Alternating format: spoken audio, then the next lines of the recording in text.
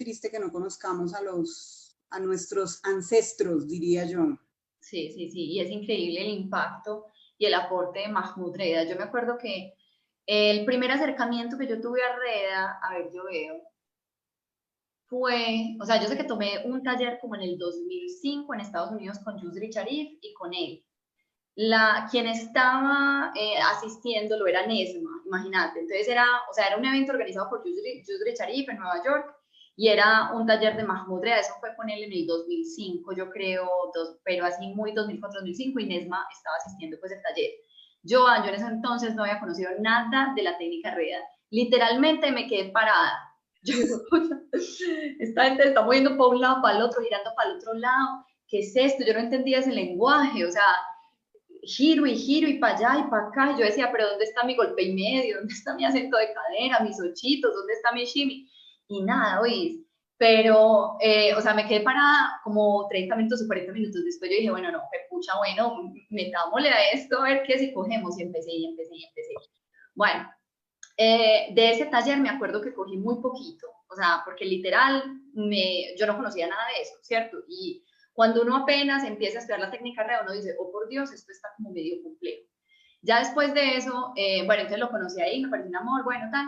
Después de eso, yo creo que fue que trajimos a Mohamed Kazafi a uno de los festivales y yo ya para ese momento estaba, pero volando en esa técnica, lo que sea el giro para donde sea, en ese momento ya sí, porque claro, yo después de ese shock, yo dije, no, esto hay que estudiarlo, lo estudié y ahí fue cuando ya pues trajimos a Mohamed Kazafi a uno de los festivales, pues, y ya después, muchos años, estudié directamente en el estudio de Mahmoud Reda, un amor, a mí me daba mucho gusto tomar las clases con él porque, pues, o sea, porque son coreos complejas, yo tengo una memoria que ni siquiera es de pájaro, sino de colibrí, ¿sí?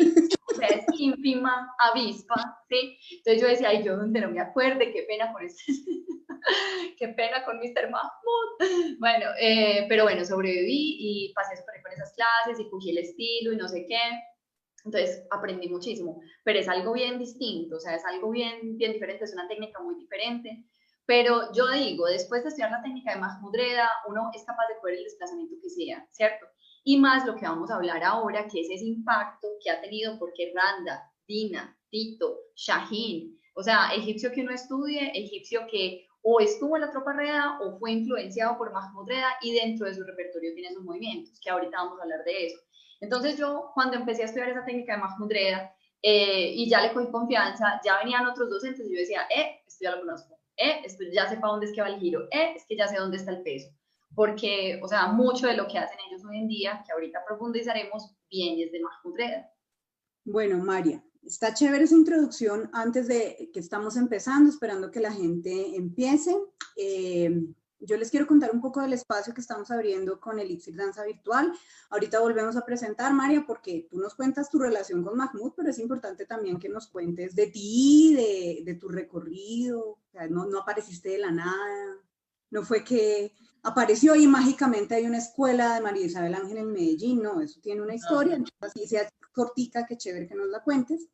Y bueno, este espacio de Elixir Danza Virtual, especialmente estos Facebook Live que estamos haciendo, empiezan con un deseo de compartir algunas conversaciones que he tenido con personas muy importantes para mí, entre ellas tú, obviamente, María, que son personas que guardan un conocimiento y que comparten un saber sobre cosas de danza. Empezamos y todo esto está colgado tanto en el Facebook como en el canal de YouTube Videos Elixir Danza. Tenemos uno que hicimos muy interesante con el maestro venezolano Rafael Nieves sobre improvisación en la danza.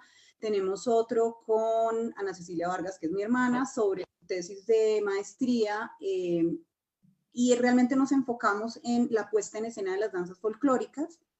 Tuvimos uno con Francesca Pinzón sobre el método Feldenkrais, ese sí no quedó grabado, vamos a repetirlo probablemente, e hicimos uno con Jimena Andrea Neira sobre apropiación cultural. ¿Por qué se los recuerdo cada vez que arranco? Porque esta información es gratuita, está ahí para que ustedes la consulten, y sobre todo porque, como hablaba yo con Jimena, a mí me parece que este tipo de información ni siquiera es que sea muy profunda. Es algo que todos deberíamos saber. Es importante que lo tengamos porque si no, es muy difícil tener en cuenta nuestro contexto, entender qué está pasando, hacer reflexiones. Entonces, bueno, ya son las 4 de la tarde en punto y bienvenidos entonces a este nuevo capítulo de Elixir Danza Virtual con nuestra querida María Isabel Ángel. Entonces, María Isabel, cuéntanos tú de dónde saliste, por qué se metió en estas cosas, mija. Bueno, no, a ver, yo empecé en el 1999. Mi profe pues fue Luz Marina Muñoz, una profe aquí en Medellín. Yo en ese momento no había bailado ni merengue, pues les digo, o sea, nada, literalmente nada. Y en el 2000, perdón, en 1999 la conocí a ella en un taller que ofrecía danzas de Egipto. Yo creo que se llamaba, yo creo que era danzas egipcias o algo así, o danza, era con velo también. Bueno, en fin, 1999 no se conocía nada de danza oriental, o sea, al menos en Medellín era supremamente desconocida. Pero yo desde pequeña había sentido como esa fijación, como, no sé yo, no sé si a vos te pasó, bueno, que mis maqueticas eran las pirámides, que mis biografías de grandes personajes tenían que ver con Medio Oriente, o sea, cositas así que uno no sabe, ¿cierto? ¿De a dónde vienen?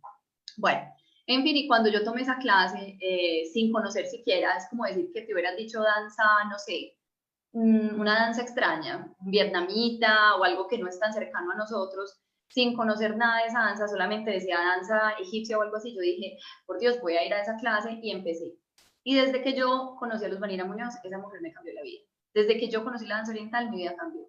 Desde que yo escuché ese primer canún, esa primer darbuka, ¡puf!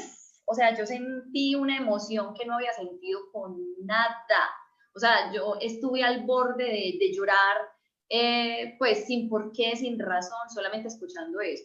Me acuerdo que perseguí el cassette, porque no existía otra tecnología en ese entonces, el cassette, el único, por cuanta librería existiera en Medellín, o sea, no, para conseguir música en ese momento pues era una locura, pero bueno, y la danza sí cambió mi vida, me seguí capacitando en, pues, digamos que después de Luz Marina empecé a dictar las clases, empecé a capacitarme en otros países, Estados Unidos, en Egipto muchos viajes, llevo 12 años, 11 años viajando a Egipto, Turquía, Dubái, Marruecos, Estados Unidos varias veces, Argentina también, España, bueno, y trato de, no sé, de no cerrarme a un estilo particular, sino nada, dejar inspirarme de muchos docentes, muchos maestros y tratar digamos que liberar una danza que sea muy mía, ¿cierto?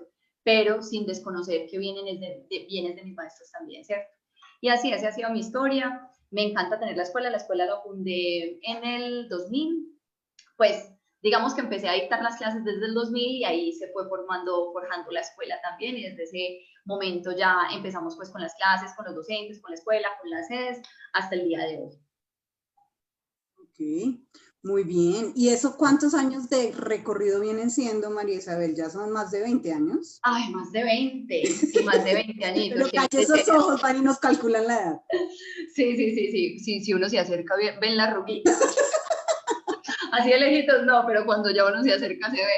Sí, caray, ya van 20 años. Y saben, o sea, yo no me canso de investigar esto, de leer esto, de danzar esto, o sea, no, es algo que es tan, es que estamos enamoradas de esto, ¿no? O sea, yo de verdad, literal, ¿sí? Me encanta seguir leyendo, seguir aprendiendo, seguir puliendo, o sea, no sé, inspirarme a otros maestros, coger un maestro y dele, o sea, para mí esto nunca termina, ¿cierto? Y además que pues alumnos que le dicen a uno, profe, pero ¿qué más hay nuevo? Es que ya no hay más pasos, es que no sé qué, y qué caray, o sea, es la delicia de bailar, ¿sí? Es la delicia de simplemente bailar, y obviamente esto no termina porque uno nunca termina de pulir, o sea, uno nunca termina pues porque siempre se pueden mejorar cosas, o sea, y uno se enfoca, sea como coreógrafo, como docente, como bailarín, como investigador, uno se va enfocando también. Entonces, o sea, esto es algo que nos apasiona, que nos enamora, que respiramos, que disfrutamos esto tanto, ¿sí o qué? Bueno, María. Entonces, recapitulemos un poquito. ¿Cuándo fue que tú tuviste este contacto y cuántos años trabajaste tomando clases con el maestro Reda? ¿De dónde viene pues porque no eres ¿cómo explicarlo? No todo el mundo se siente identificado con la técnica Reda, no todo el mundo ha estudiado la técnica Reda. Entonces, ¿cómo lo conoces? ¿Cuánto tiempo trabajas con él? Y sobre todo, ¿qué es lo que te llama más la atención del trabajo del maestro Reda? Sí, bueno, yo lo conocí Ay, yo ahí me corchas con las fechas, pero a ver, yo creo que eso fue como el 2005 más o menos, 2005 que fui a un taller en Nueva York, organizado por Yusri Sharif, y era de Mahmoud Reda. Mahmoud en ese momento tenía de asistente a Nesma en ese viaje, en ese taller en particular, y Nesma la maravilla es que hablaba español, obviamente, entonces muy rico porque yo le podía preguntar cualquier cosa que no entendiera en inglés, y ese fue el primer acercamiento. En ese primer taller me quedé parada porque no, o sea, era la primera vez que conocía la técnica Reda, y yo decía, pero es que ¿dónde están mis golpes de cadera, mis ochos, mis infinitos, o sea, ¿dónde están? Esto va para un lado, va para el otro, giro para este lado, giro para este otro, ¿dónde está mi caderita? Y ese fue mi primer acercamiento. Fue un shock total, total, fue un shock. Pero yo dije, esto está muy bonito, pero es de estudio, ¿cierto? Entonces, en ese momento como que, ¡pum! ¡Pum! ¿Sí? Entonces yo dije, no, esto no se queda así, esto no se queda así, yo la próxima voy a estar más preparadita, porque no conocía, o sea, no conocía. Bueno, y ya después empecé a ver los videos de Reda, empecé a seguirlo, empecé como a formarme un poquitico más. Él tenía unos instruccionales, sí, unos instruccionales, y lo empecé a estudiar, hasta que trajimos a Mohamed Kazafi a uno de los festivales, tampoco me acuerdo qué año, ponele 2007, 2008.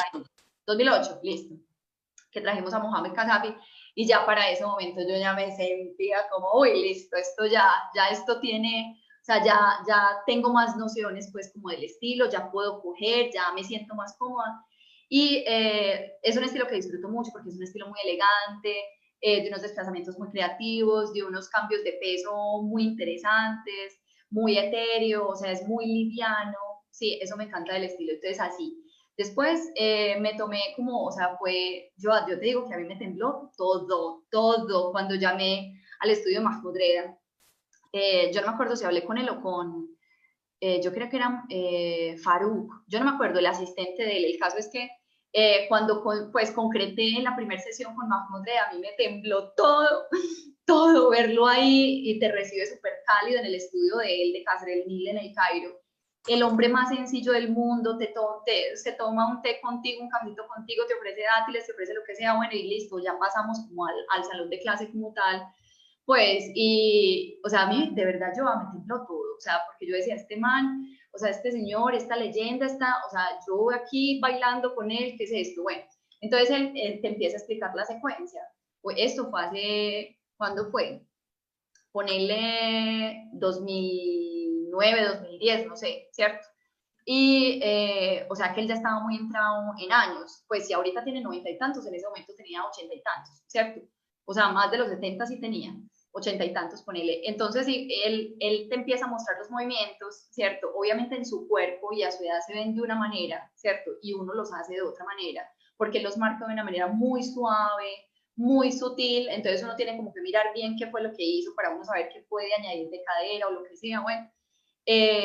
Pues, y además que él produce unas coreografías y unas secuencias que uno queda loco, pues porque es uno como para este lado, para este otro lado, pero al final uno termina y uno siente que fue un poema que tuvo un principio, un medio y un fin. Uno siente, ay, ¿qué es esto tan hermoso? ¿Cierto? Entonces, así, varios días duré en entrenamiento con él, y así cada que iba a Egipto, entonces programaba unas clasecitas personalizadas y estudiaba con él alguna técnica en particular, si era nubio, si era oriental, si era mileia, si era lo que fuera, ¿cierto?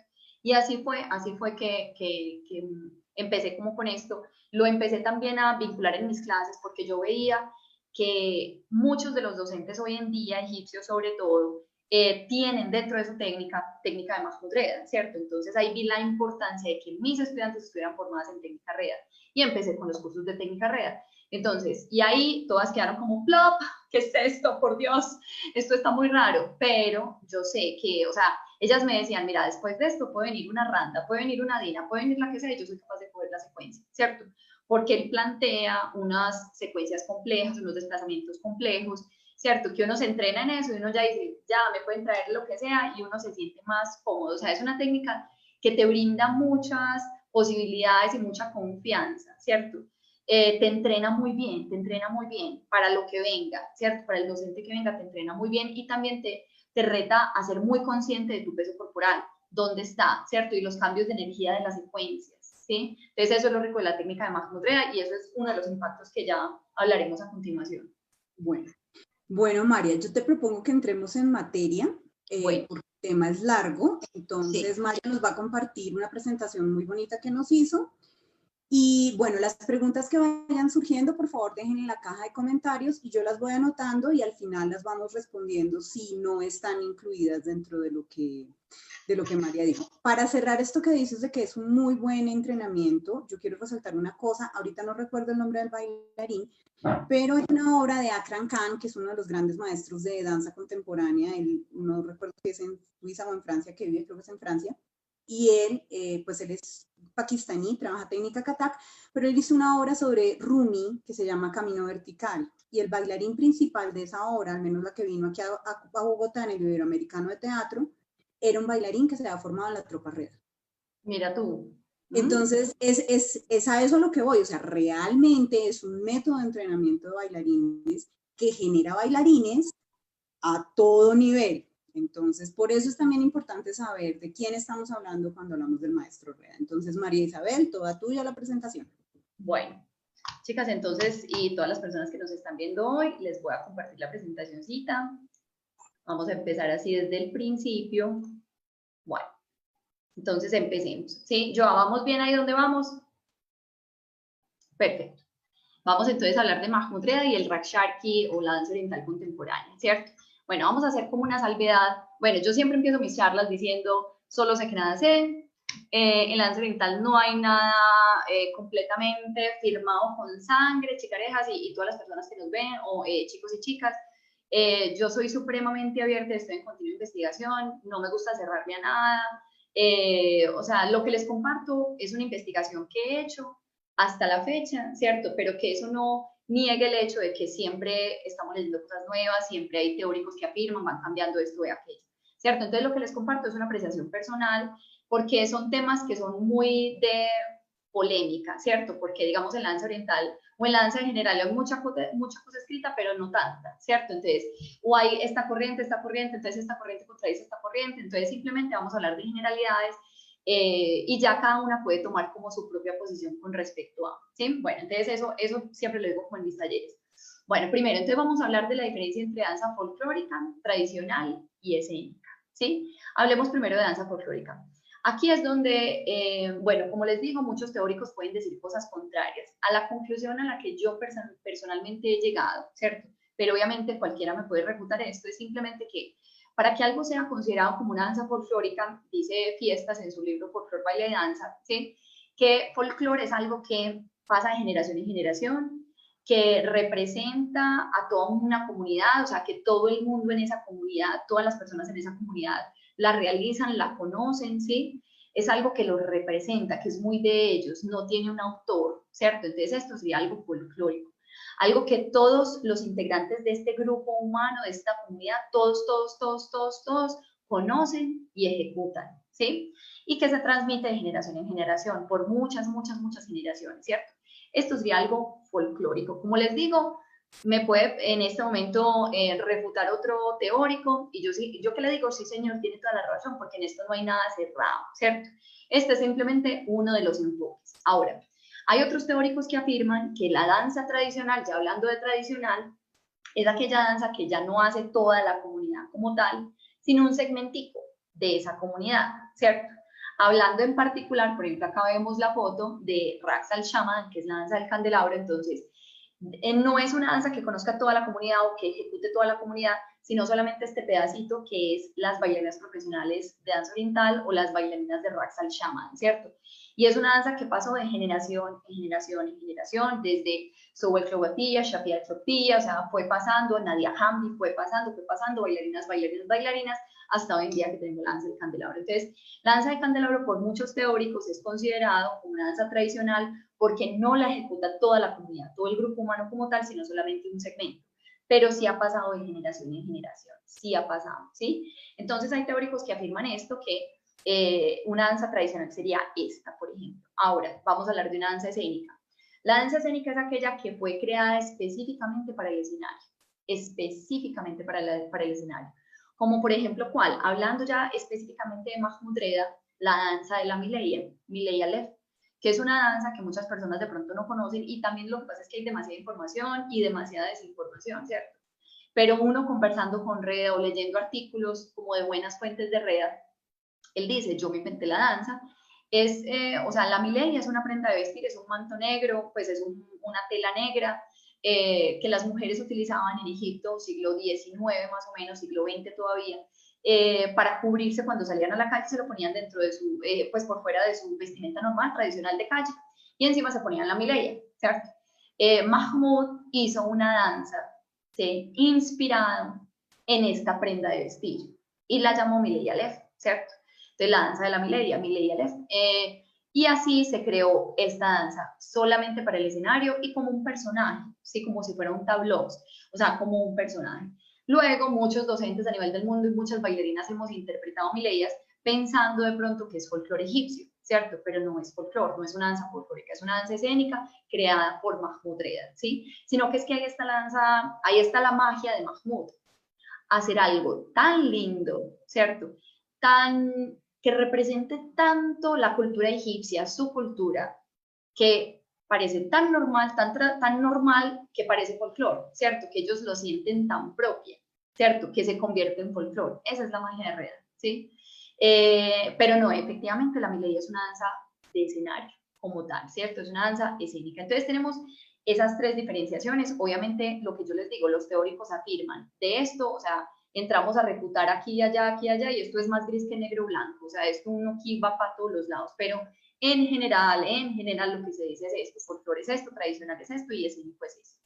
Bien, esto es importante para que entendamos el impacto de Mahmoud Reda, ¿sí? Entonces, vamos a hablar de otro tema que es la escenificación. ¿Qué es escenificar? Y eso es lo que prácticamente hacemos todas. Escenificar es llevar a escenario algo, sea con el fin de preservar, si es una danza folclórica, ¿cierto? O si es de entretener, ¿sí? Solamente entretener.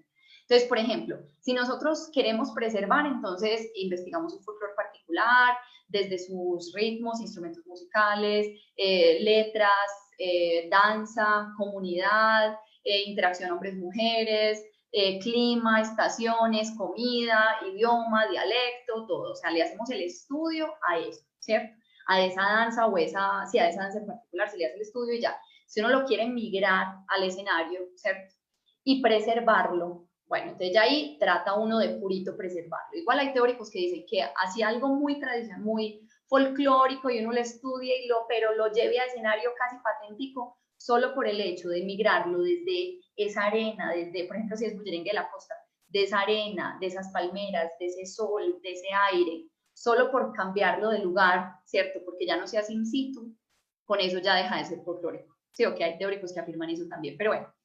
En fin, entonces, una danza se puede o llevar a escenario para preservar ese folclore, o se puede llevar a escenario porque queremos entretener. Y ahí va un poquito más Mahmoud Reda, porque Mahmoud no quería llevar el folclore o las danzas folclóricas que él estudió, que él investigó, de una manera pura al escenario, sino que era más representar su cultura, sus costumbres, pero de una manera más entretenida, ¿cierto? Sin que deje de ser respetuosa con sus costumbres, ¿cierto? Entonces, por eso vale la pena aclarar el tema de qué es escenificar y por qué se escenifica, ¿sí? Y para nosotros también hay que hacer una salvedad importante, porque nosotros cuando decimos, ay, es que vamos a hacer, voy a decir alguna Raqs Kauliyya de Irak.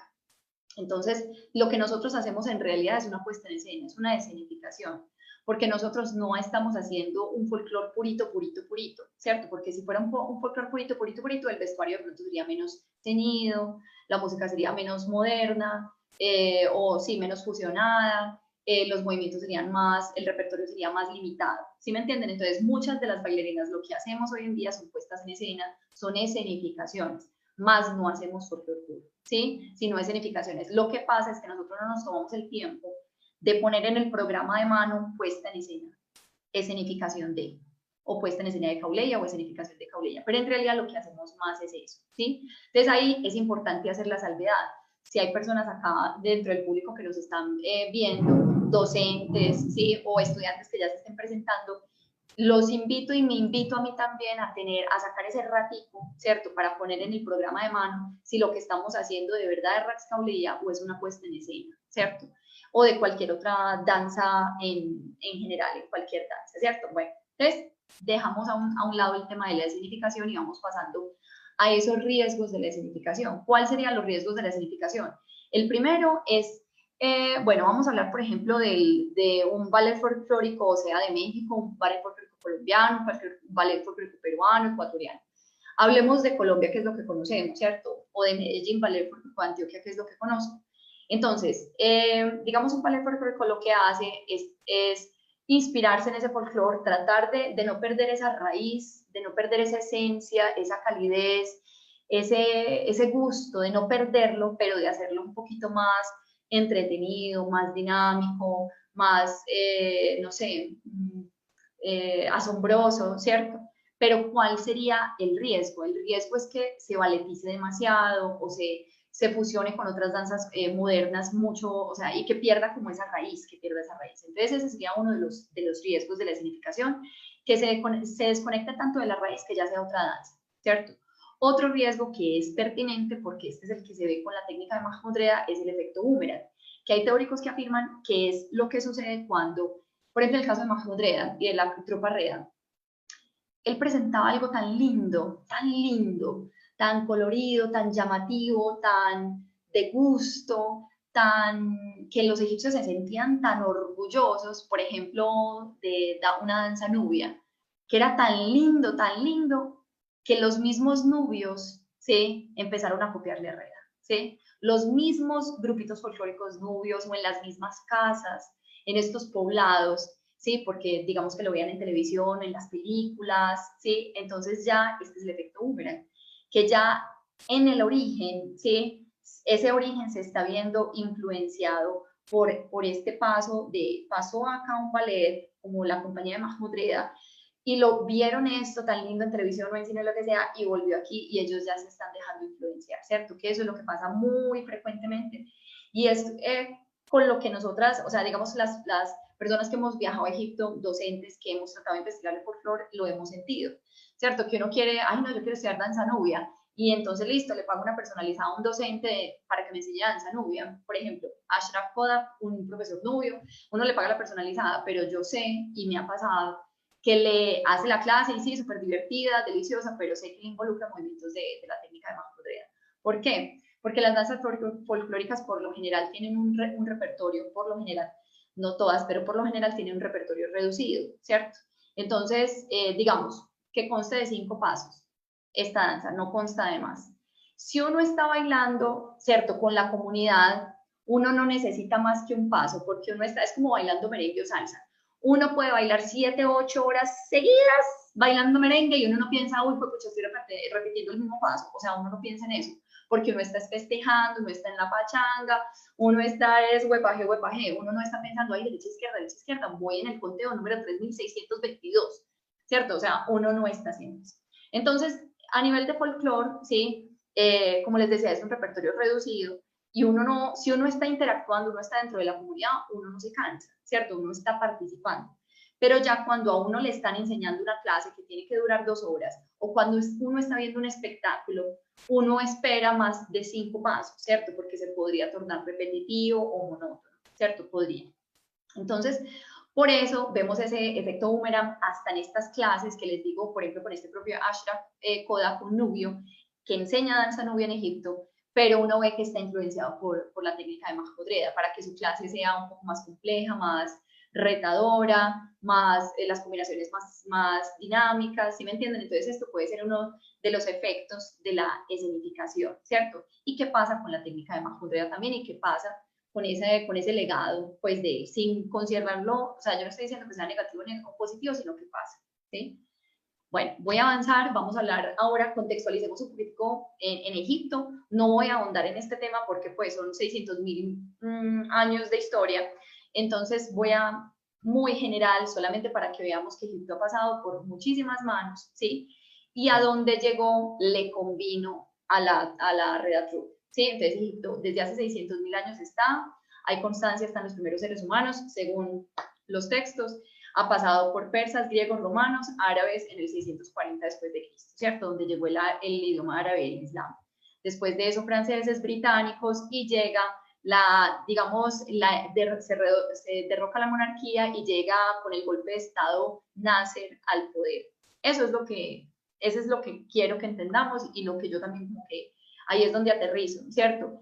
A ese momento donde Nasser llega al poder y donde los egipcios finalmente son independientes, son ellos mismos, ¿cierto? Y donde quieren destacar su cultura, su idioma en ese momento de la historia, su idioma, su cultura, su comida, sus costumbres, su religión, sus pirámides, su idiosincrasia, todo, ¿cierto?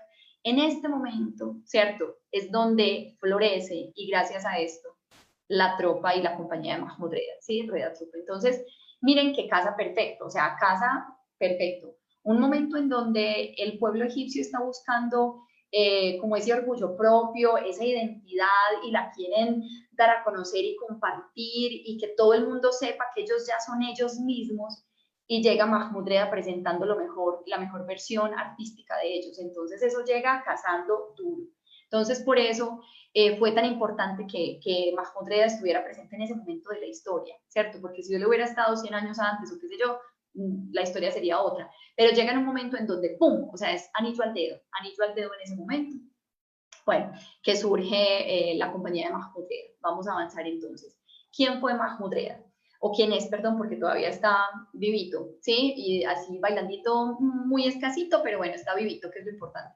Ya muy noventón, ya tiene sus 90 y tantos años, muy mayor, bueno, pero sigue ahí como una leyenda, pues, para nosotros. Entonces, Mahmud Reda nace en 1930, ¿sí? Bueno, espérense, yo acá minimizo esto para poder chismosear.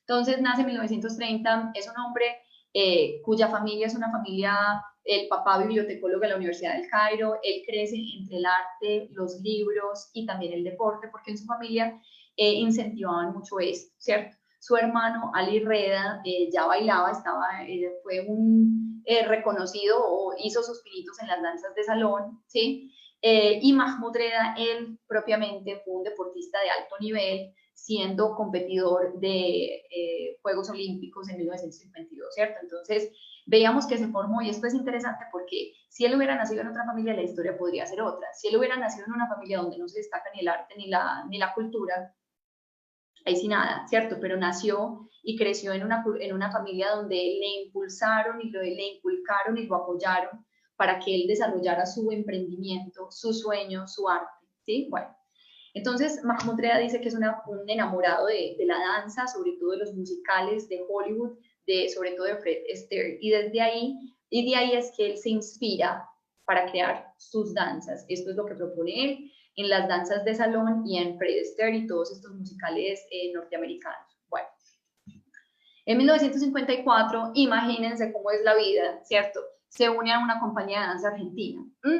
Imagínense, qué cosa tan particular, y empieza a hacer una gira por Europa. En su gira por Europa, él dice, un momentico, ¿yo por qué estoy haciendo folclore de otro país y no el mío? Y ahí es cuando tuvo la idea de crear la compañía, la Reda Troupe. Ahí es cuando vuelve, conocen previamente a la familia Fahmy, y eso casa también como anillo al dedo, porque entonces ya se conocen los Reda con los Fahmy. Entonces muchas personas dicen, ay, sí, es que Farida es la esposa de Mahmud. No.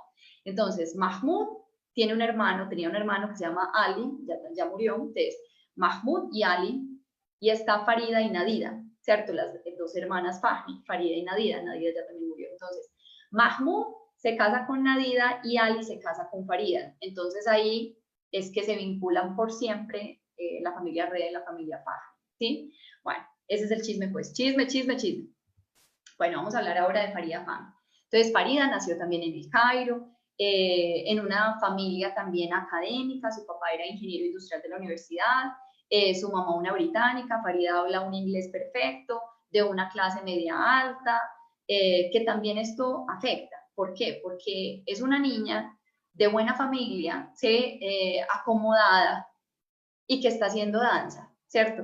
Eso hace que la gente y la sociedad egipcia vea la danza y las danzas folclóricas de otra manera, y allá ya voy. O sea, por eso es importante ver quiénes son estos personajes, porque eso afecta el desarrollo y cómo lo ven el resto de la sociedad, ¿cierto? Entonces, Farida también, de buena familia, estudiada. Farida tiene un pregrado en literatura inglesa de la Universidad del Cairo, un máster en etnología de la Universidad de California. La tesis de grado de ella de la Universidad de California está para la venta en su página web, ¿sí? Bueno, entonces, o sea, es una persona estudiada, de un estatus social sabroso. Bueno, y dice acá, su estatus social y académico junto con su carrera artística ayudaron a que el público apreciara a las bailarinas desde una mejor perspectiva. ¿Sí? Bueno, entonces ahí vamos viendo ese impacto que Farida o Mahmoud, ahí lo vamos intuyendo, tuvo sobre la danza en Egipto. Vamos ahora a hablar de brevemente la historia de la tropa, de la Rea Troupe. Entonces la compañía empezó como un asunto familiar, una persona hacía el vestuario, o sea, Nadia los vestuarios con Farida, Ali manejaba, digamos, era de manager, Reda coreografiaba, ahí. Entonces fue un asunto familiar y también fue muy de la mano de un gran compositor egipcio que se llama Ali Ismail. Y eso fue clave porque Reda me decía, yo hay veces, o yo no me acuerdo si lo leí, me decía, yo hay veces llamo a Ali 12 de la noche, 1 de la mañana, 2 de la mañana, y le decía, Ali, tengo una idea para hacer esta pieza musical y dancística de Mileia.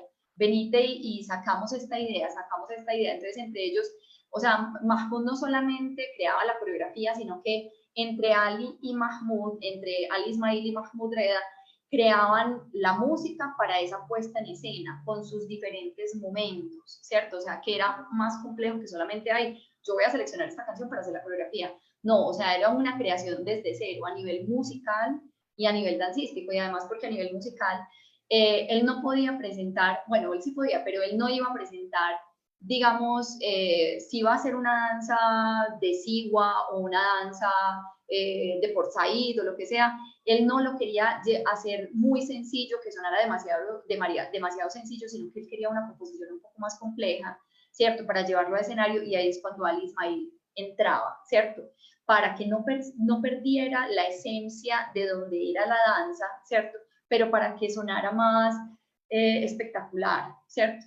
Eso es. Entonces, ahí vemos los inicios de la tropa Reda. Al inicio o al principio, pues, cuando surge, se tuvieron muchas dificultades, sobre todo por el hecho de que, y ahí dice, los bailarines hombres eran considerados afeminados y las mujeres vulgares. En ese momento de la historia en Egipto, ser bailarín y ser hombre era ser considerado afeminado, y ser mujer y ser bailarina era vulgar, ¿cierto? Entonces, al inicio para ellos fue muy duro conseguir bailarines que formaran parte de la compañía Reda, de la tropa Reda, porque nadie quería, o sea, que sus hijos fueran bailarines, o sea, o sus hijas, no era bien visto. Ahí es donde entra a jugar el hecho de que Farida venía de muy buena familia y Mahmoud también, ¿cierto? Y los papás de ellos apoyaban a esos hijos, ¿cierto? Entonces, como que el papá de Farida o el papá de Mahmoud hablaban con otros colegas y decían, no, pero es que, y defendían a sus hijos, ¿cierto? Es que, mire, lo que está haciendo mi hijo es arte, no sé por qué otras familias no pueden apoyar a sus hijos a que hagan arte también, ¿cierto? Entonces, miren esto como sacude la sociedad egipcia en ese momento, ¿sí? Bueno, dice Reda que recuerda en las primeras funciones de la compañía, lo único que había en el público eran hombres, porque los hombres pensaban que pues se les daba vergüenza invitar a las mujeres porque pensaban que iban a ver una danza como en los clubes nocturnos, que podía ser un poco más provocativa. O sea, al inicio el espectador eran puros hombres, y ya después es que empezaron los espectadores a ser mujeres, niños, porque veían que la propuesta de Reda era una propuesta muy elegante, muy hermosa, delicada, alegre, ¿sí? Bueno, entonces así surge la tropa Reda, con esas dificultades al inicio. La tropa Reda, la Reda Troupe, logró un éxito impresionante, visitando más de 50 países alrededor del mundo, siendo condecorada por presidentes, primeros ministros de muchos países, bueno, en fin. Farida me decía, yo voy al aeropuerto y en el aeropuerto me reconocen. Uno pone un canal en el Cairo y pueden que esté pasando una película donde está la Reda Troupe bailando. O sea, es algo que, o sea, son estrellas, ¿cierto? Dentro de la televisión egipcia, dentro de la cultura egipcia son estrellas, o sea, son personajes que marcaron huella, ¿cierto? Dentro de esta sociedad egipcia, ¿cierto? Entonces, ese es el impacto también. Bueno. En 1961 la Reda Troupe se nacionalizó y empezó a recibir subsidio del gobierno en el 61, ¿sí? En el 70 ya había crecido muchísimo, más de 150 miembros, incluyendo bailarines, músicos y técnicos. O sea que para el 61 ya dejó de ser privado, dejó de ser solamente de Mahmoud Reda, y ya entró el gobierno a apoyarlos, pero también a ejecutar cierto control, ¿sí? De manera que ya en 1990 jubilaron a Mahmoud Reda, ya él se retira, ¿cierto? Y Farida también se retira como en el 83 me parece que se retira. Entonces Farid también se retira y hasta ahí llegan ellos dos con la tropa, con la Red Troupe. Bueno, dice Farida, el talento y la creatividad artística de los principales artistas de la Red Troupe dio a luz un patrimonio de danza teatral que sigue siendo una rica fuente de inspiración para todos los maestros y coreógrafos del mundo. Este es uno de los grandes impactos que ya vamos a mirar ahorita. Entonces, la tropa Red hasta 1990 estuvo Mahmoud liderándola y después de eso ya, digamos, otras personas, otros integrantes del grupo siguieron ahí dirigiendo, creando las coreografías, pero no lograron el impacto ni el nivel, digamos, de notoriedad, de complejidad, de arte, ¿cierto? Personalmente opino eso, que como se logró cuando estaba Farida o Mahmoud Reda, ¿cierto? Sé que no sé, aquí ya me corregirán, a mí no me ha tocado ver la tropa Reda en vivo en los últimos viajes que he realizado. Sé que en el 2019 se realizó una celebración a los 60 años de la tropa Reda y sé que se presentó, digamos, una compañía, un grupo presentando las coreografías de Mahmoud Reda, pero no sé si en el momento, y si alguna persona del público nos puede decir si todavía se puede seguir viendo la tropa Reda o si fue algo particularmente para esa celebración, ¿sí? Bueno. Vamos a hablar ahora de Reda Troupe y su propuesta escénica. Bueno, Mahmoud Reda no solamente coreografió folclore, sino que él tenía, según la tesis de Faria Fahmy, 3 modos: dramatización, folclore e imaginación. Dramatización son los conocidos como tableaux, que son danzas que narran historias, que digamos que hilan a través de un personaje algún tipo de historia. Es más, hay gestos, hay una historia de por medio, hay danza, ¿cierto? Esta sería como la dramatización o los tableaux. Entonces él crea esto. También el modo folclore, en donde él, para hacer estas danzas folclóricas, él en el 65 al 67 empezó a hacer viajes por todo Egipto con su videocámara, con su grabadorcita de sonido, y se llevaba bailarines, y a Farida pues también, y se los llevaba a las villas. Por ejemplo, se iba para Siwa, para el oasis de Siwa, y a estudiar las danzas y la música del lugar. Hay veces también con Ismail, a estudiar la música y las danzas del lugar. Me decía Farida que muchas veces a Mahmoud no le enseñaban los pasos, ¿sí? Las mujeres, ¿sí? Porque les daba pena, porque obviamente, digamos, no es algo que se acostumbre culturalmente las mujeres con mujeres, entonces más fácil se llevaban a Farida, y al interior de la tienda de las mujeres entonces le enseñaban a Farida los pasos, o si ya era un tema muy conservador, eran las niñas de las villas las que le enseñaban a Farida cómo bailar, ¿sí? Imagínense esto, y que se ponían los atuendos de las mamás o de las tías para enseñarle a Farida cómo bailaban ellas, ¿sí?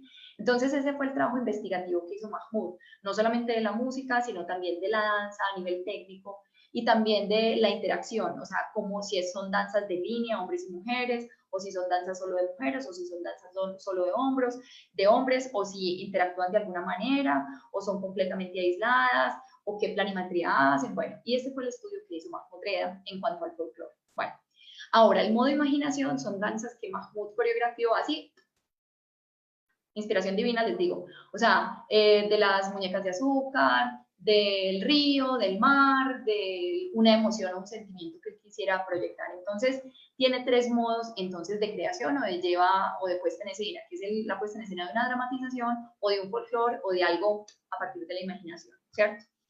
Ahora, ahondemos en el modo folclore, que es como el impacto más fuerte para nosotros las bailarinas e investigadoras de danza oriental hoy en día. Entonces, muy importante es decir esto. Miren, lo que Reda dice: las adaptaciones nunca pretendieron ser réplicas literales de las danzas autóctonas que se documentaron. Se concentró en las diferentes cualidades de movimiento y se acentuaron las características únicas de cada estilo dancístico, ¿sí? Modificándolo y desarrollándolo al tiempo que se preservaba la esencia de cada danza. Entonces dice, cuando Mahmoud adoptaba movimientos tradicionales para el escenario, lo hacía pensando en cómo los egipcios utilizan su energía y le daban forma al movimiento, ¿sí? Bueno, ahí voy. Entonces, lo que hacía Mahmoud con las danzas folclóricas era, él se inspiraba en estas danzas folclóricas, trataba de coger su esencia, pero las llevaba a escena para hacerlas más entretenidas, más dinámicas, pero sin perder como esa personalidad de esos individuos de esa comunidad, ¿cierto? Los ademanes de las mujeres, los ademanes de los hombres, cómo interactuaban hombres y mujeres, ¿cierto? O sea, si había o si no había interacción, o sea, si había una danza que era solamente, por ejemplo, vamos a hablar de Hagala. Hagala está la línea de Kefafín, de los que aplauden, y está en la Hagala acá, ¿cierto? Entonces, él no se iba a inventar algo que no habrían hecho ellos, ¿cierto? O sea, que culturalmente ellos no lo vieran bien. Por eso fue tan aceptada la compañía Reda, porque aunque Mahmoud, digamos que lo fusionó un poquito, lo hizo más entretenido, pero no dejó de ser acorde con esta sensación y esta interacción, estas relaciones sociales, ¿sí? Entre esa Hagala y esos Kefafín, ¿sí me entienden? O sea, por eso fue lo bonito, porque los Kefafín y la Hagala y toda esta comunidad, ¿sí? Veían la Hagala de Mahmoud Rea y decían, sí, esto está lindo, o sea, me siento identificado, sí, es diferente a lo que yo hago en mi casa, en mi comunidad, es diferente, pero se ve bonito. ¿Por qué? Porque sí, se veía más elaborado, más producido, obviamente full coreografía, pero, o sea, Mahmoud no se desligaba completamente de esta esencia y de cómo esta Hagala interactuaba con esos Kefafín, ¿sí me entienden? O sea, esa es la magia de él, que aunque fusionó, modificó, imaginó, ¿sí? No perdió esa conexión con lo que quería transmitir esa danza en particular, a nivel emocional, a nivel artístico, a nivel social. O sea, él jugó con esos elementos, no se desconectó del todo. Dice Ali Reda, su hermano, afirma que Mahmoud solo presentaba en escena movimientos que sabía que agradarían al público, ¿sí? Además tenía un gran conocimiento de su propio folclore y tenía una amplia experiencia en danzas occidentales. Esto le llevó a crear piezas que, aunque tuvieran elementos occidentales, no perdieron su esencia egipcia. Entonces era un conocimiento en el folclore, un conocimiento en danzas occidentales y en puestas en escena occidentales, ¿cierto? Esta fusión, esta unión, ¿sí? Es la que le permitió a él seguir produciendo danzas entretenidas, pero sin perder esa esencia, ¿sí? Sin perder la esencia de la danza, de esa danza particular. Esa es la magia de las puestas en escena de Mahmoud Reda. Bueno, dice en una entrevista que le hizo Morocco en 2011, dice Reda, con el folclore egipcio tienen cosas positivas y negativas. Lo negativo es que tienes muy pocos movimientos, lo positivo es que tienes un tesoro por descubrir, ¿sí? Entonces, él por eso decía, él dice, no puedes tomar un solo paso y coreografiar una danza de 5 minutos para el escenario, ¿cierto? Cuando observas lo real, tú te sientes feliz porque puedes participar, cantar con los participantes, en fin. Pero cuando se lleva una coreografía, ¿cierto?, al escenario, el público está pagando una boleta, el público se va a sentar 2 horas, no les podemos enseñar ese mismo paso, esos mismos 2 pasos por 2 horas, ¿cierto? Entonces eso es lo que plantea él y afirma él. Por eso él lo elaboró un poquito más, lo desarrolló un poquito más para poderlo llevar a escenario. Bueno, vamos a ver entonces, pero ¿cómo los veían los egipcios? O sea, los egipcios, ¿qué pensaban de eso? Dice, los egipcios quedaron fascinados con la propuesta escénica de la Reda Troupe porque veían en eso una versión mejorada de sí mismos, ¿sí? Veían una danza elegante, respetuosa, alegre, perfectamente coreografiada. Además, el vestuario reflejaba no solo la tradición de cada región, sino también la modestia del hombre y sobre todo de la mujer egipcia.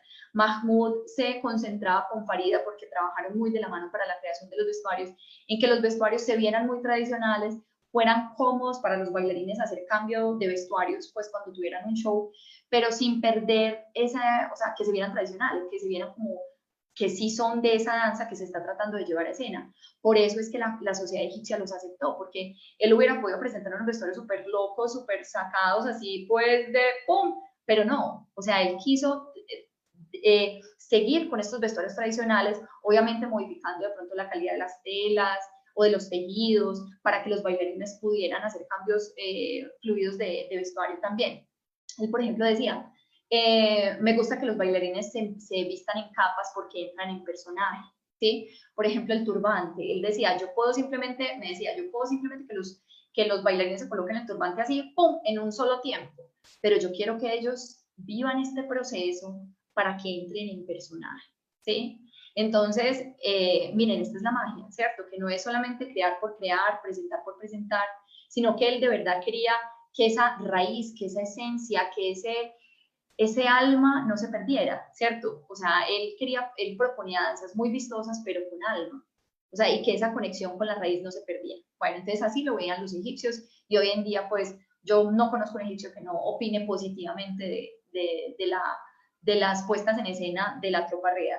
Negativo que, después lo veremos ahorita, negativo que, pero bueno, impacto, vamos a hablar del impacto para ir concluyendo todo esto que vimos hoy de Mahmoud Reda.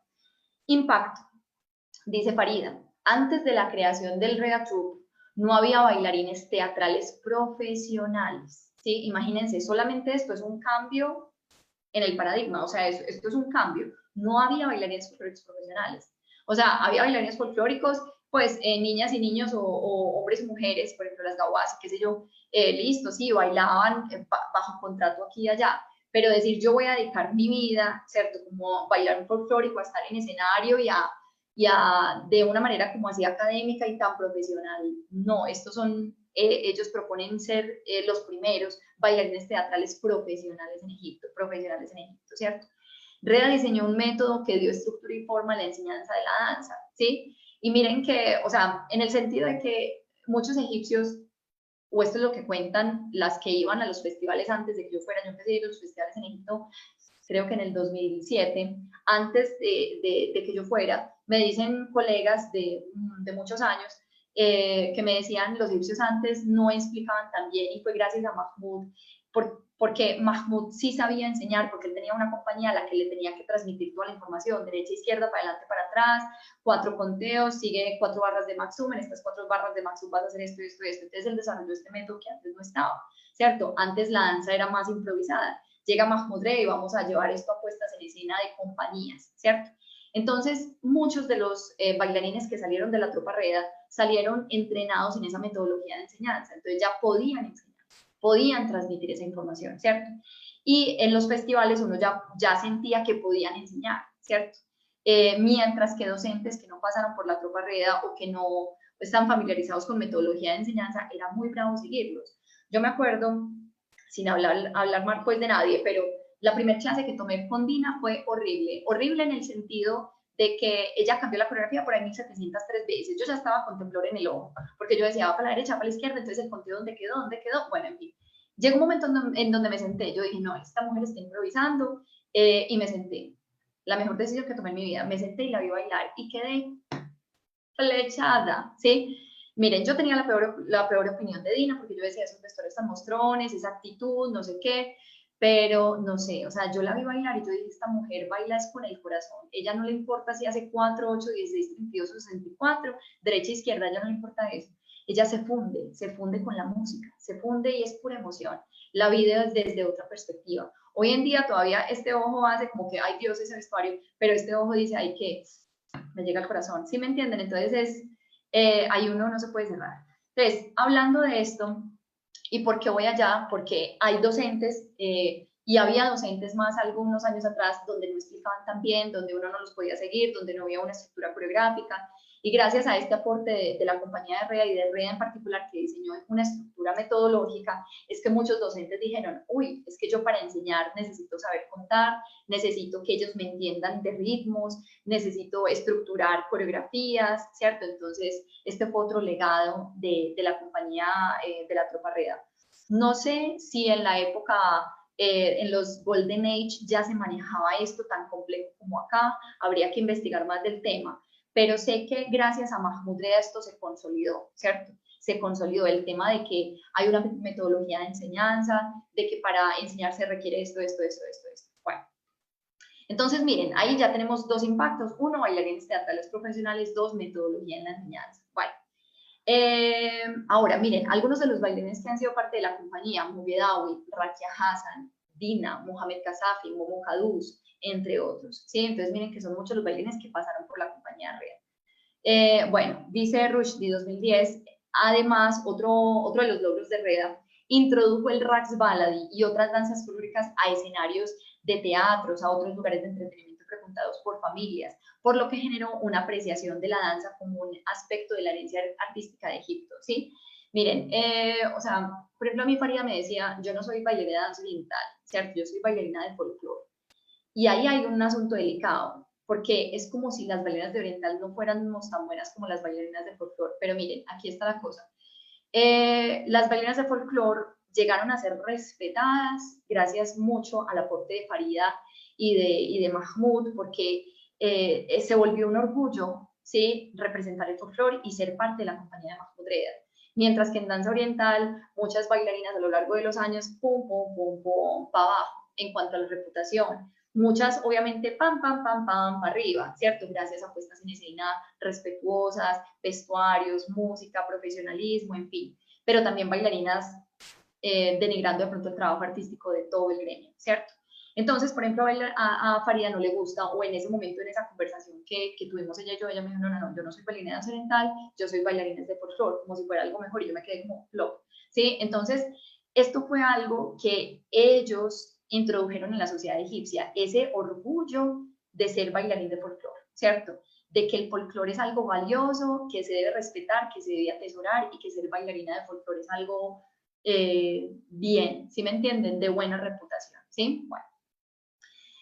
Vamos a hablar ahora de otra cosita. Bueno, este es como lo mismo. Entonces, esto transformaría un poco la sociedad, hablando de lo anterior, pues abriría el camino para nuevas generaciones de bailarinas y docentes, pues ahora ser bailarín de folclore era considerado ser un artista. Gracias al trabajo de Farida, Mahmoud y toda su compañía, el ser bailarín de folclore llegó a ser un orgullo, ¿sí? Y lo que les digo, lastimosamente, esto no tendría tanto efecto sobre la danza oriental, lo que les acabo de decir.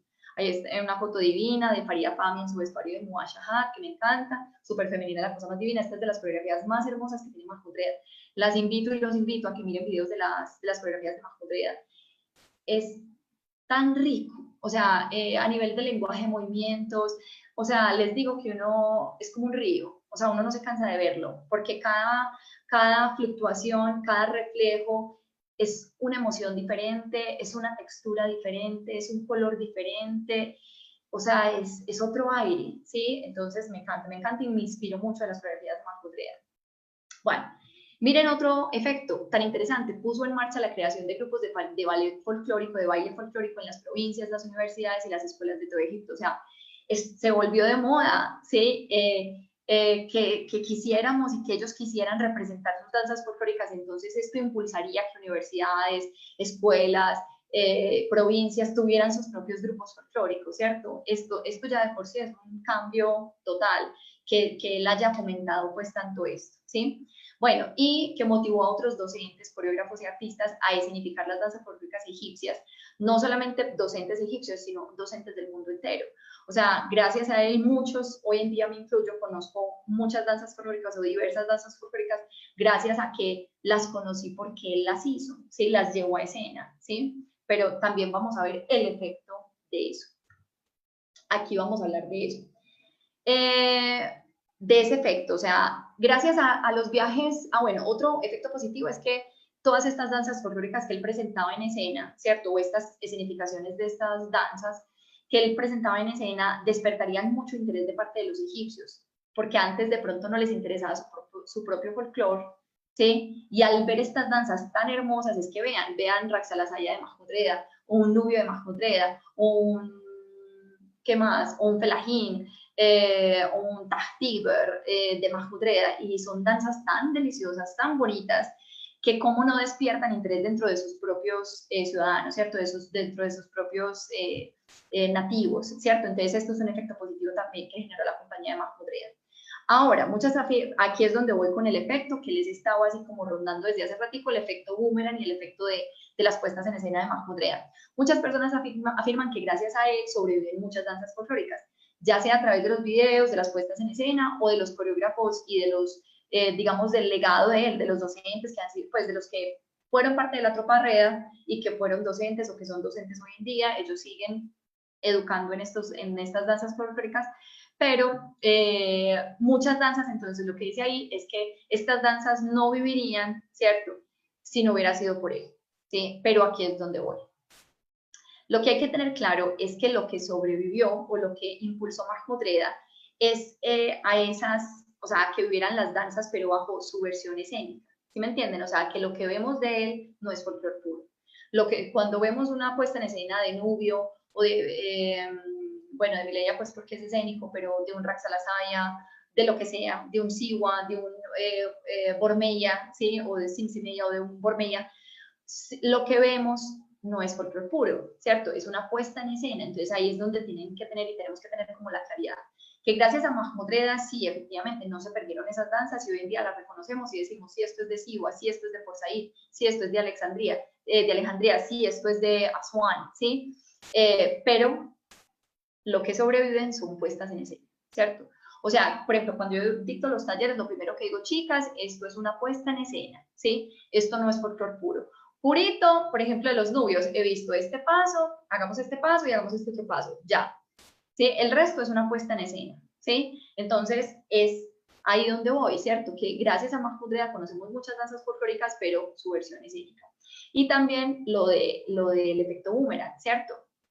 Que ya lo que decíamos al principio, uno de los efectos positivos o negativos, ya cada cual toma su posición, es esto, de que es muy difícil ya hoy en día conseguir docentes o grupos folclóricos que enseñen o que bailen algo que no esté influenciado por Reda, ¿cierto?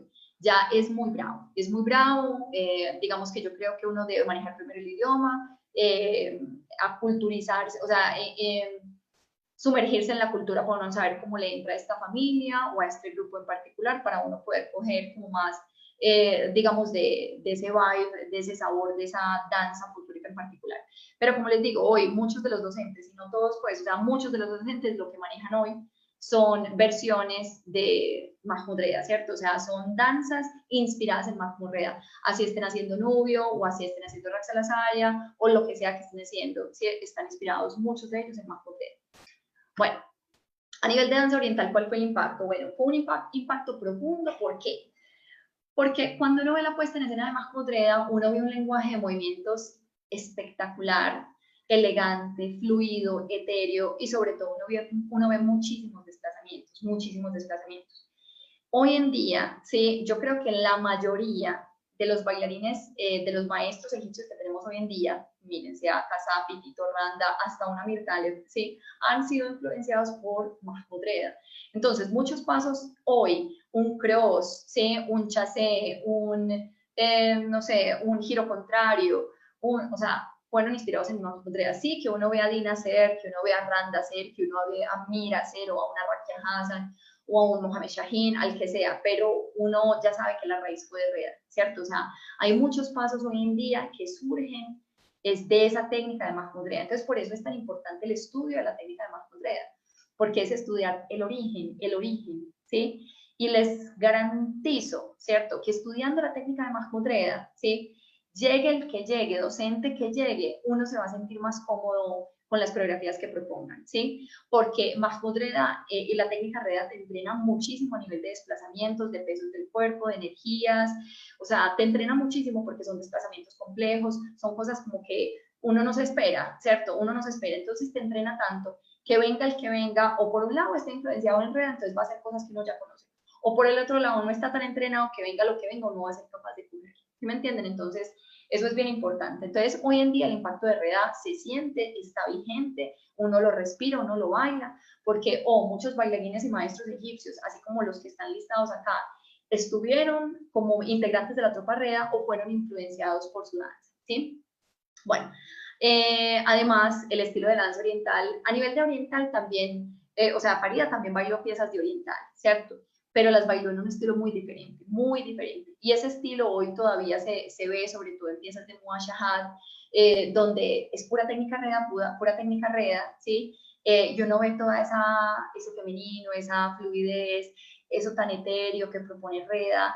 Es como si él pintara con una pluma y nunca despegara esa pluma del papel o del lienzo. ¿Sí? Uno nunca siente como que hizo acá un punto, hizo acá otro punto. Uno siente, o sea, uno se va, todo es pegadito, eléctrica pegada, todo fluye. ¿Sí?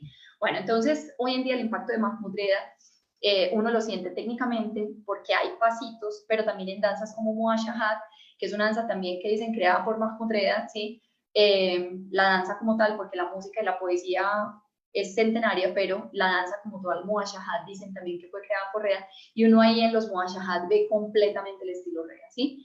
Entonces, este es como el efecto y el impacto de Mahmoud Reda. Entonces, vemos el impacto no solamente en la creación de ballets, de grupos folclóricos a nivel de todo Egipto, en que conocemos hoy gracias a él muchísimas danzas folclóricas, porque sin él no las conoceríamos, pero sabemos que lo que conocemos son puestas en escena. Entonces, hay personas que dirán, ay, pero él hizo un mal en vez de un bien, ¿cierto? Entonces ya cada persona tomará su posición, ¿cierto? Porque sí, o sea, nos dio a conocer danzas, pero la versión escénica, no la tradicional, no la folclórica, ¿cierto? Pero entonces ahí ya cada cual asume su posición. Pero gracias a él las conocemos, ¿cierto? Si no fuera por él, no sé si habría surgido alguien más que se hubiera tomado ese trabajo de investigar las danzas folclóricas y de tratar de llevarlas a escenario es que logró un impacto impresionante, o sea, de que un presidente te dé una, no me acuerdo, se llama estrella de honor, o qué es lo que es cuadro de honor, qué sé yo, de honor, o sea, que a nivel mundial reconozcan tu trabajo como uno de los grandes coreógrafos del mundo entero, ¿sí? Y que los egipcios hoy en día, digamos los egipcios que son de 40 años para arriba, lo conozcan, o sea, los arbenitos de pronto pues no, pero de 40 años para arriba todos conocen a la compañía Reda y la guardan con un respeto y un cariño impresionante. Bueno, veíamos entonces el impacto a nivel de que muchos docentes egipcios, bueno, la creación de ballets folclóricos, la metodología de enseñanza, el ser considerado con estatus, pues un bailarín profesional folclórico es ser considerado como ya es bueno, ya es de peso, ¿sí? Estas como en grandes rasgos, pues el efecto y el impacto tan fuerte que tuvo Mahmoud Reda dentro de las danzas de Egipto. Hoy en día, Mahmoud y Farida son uno de los artistas más apreciados y más queridos de Egipto.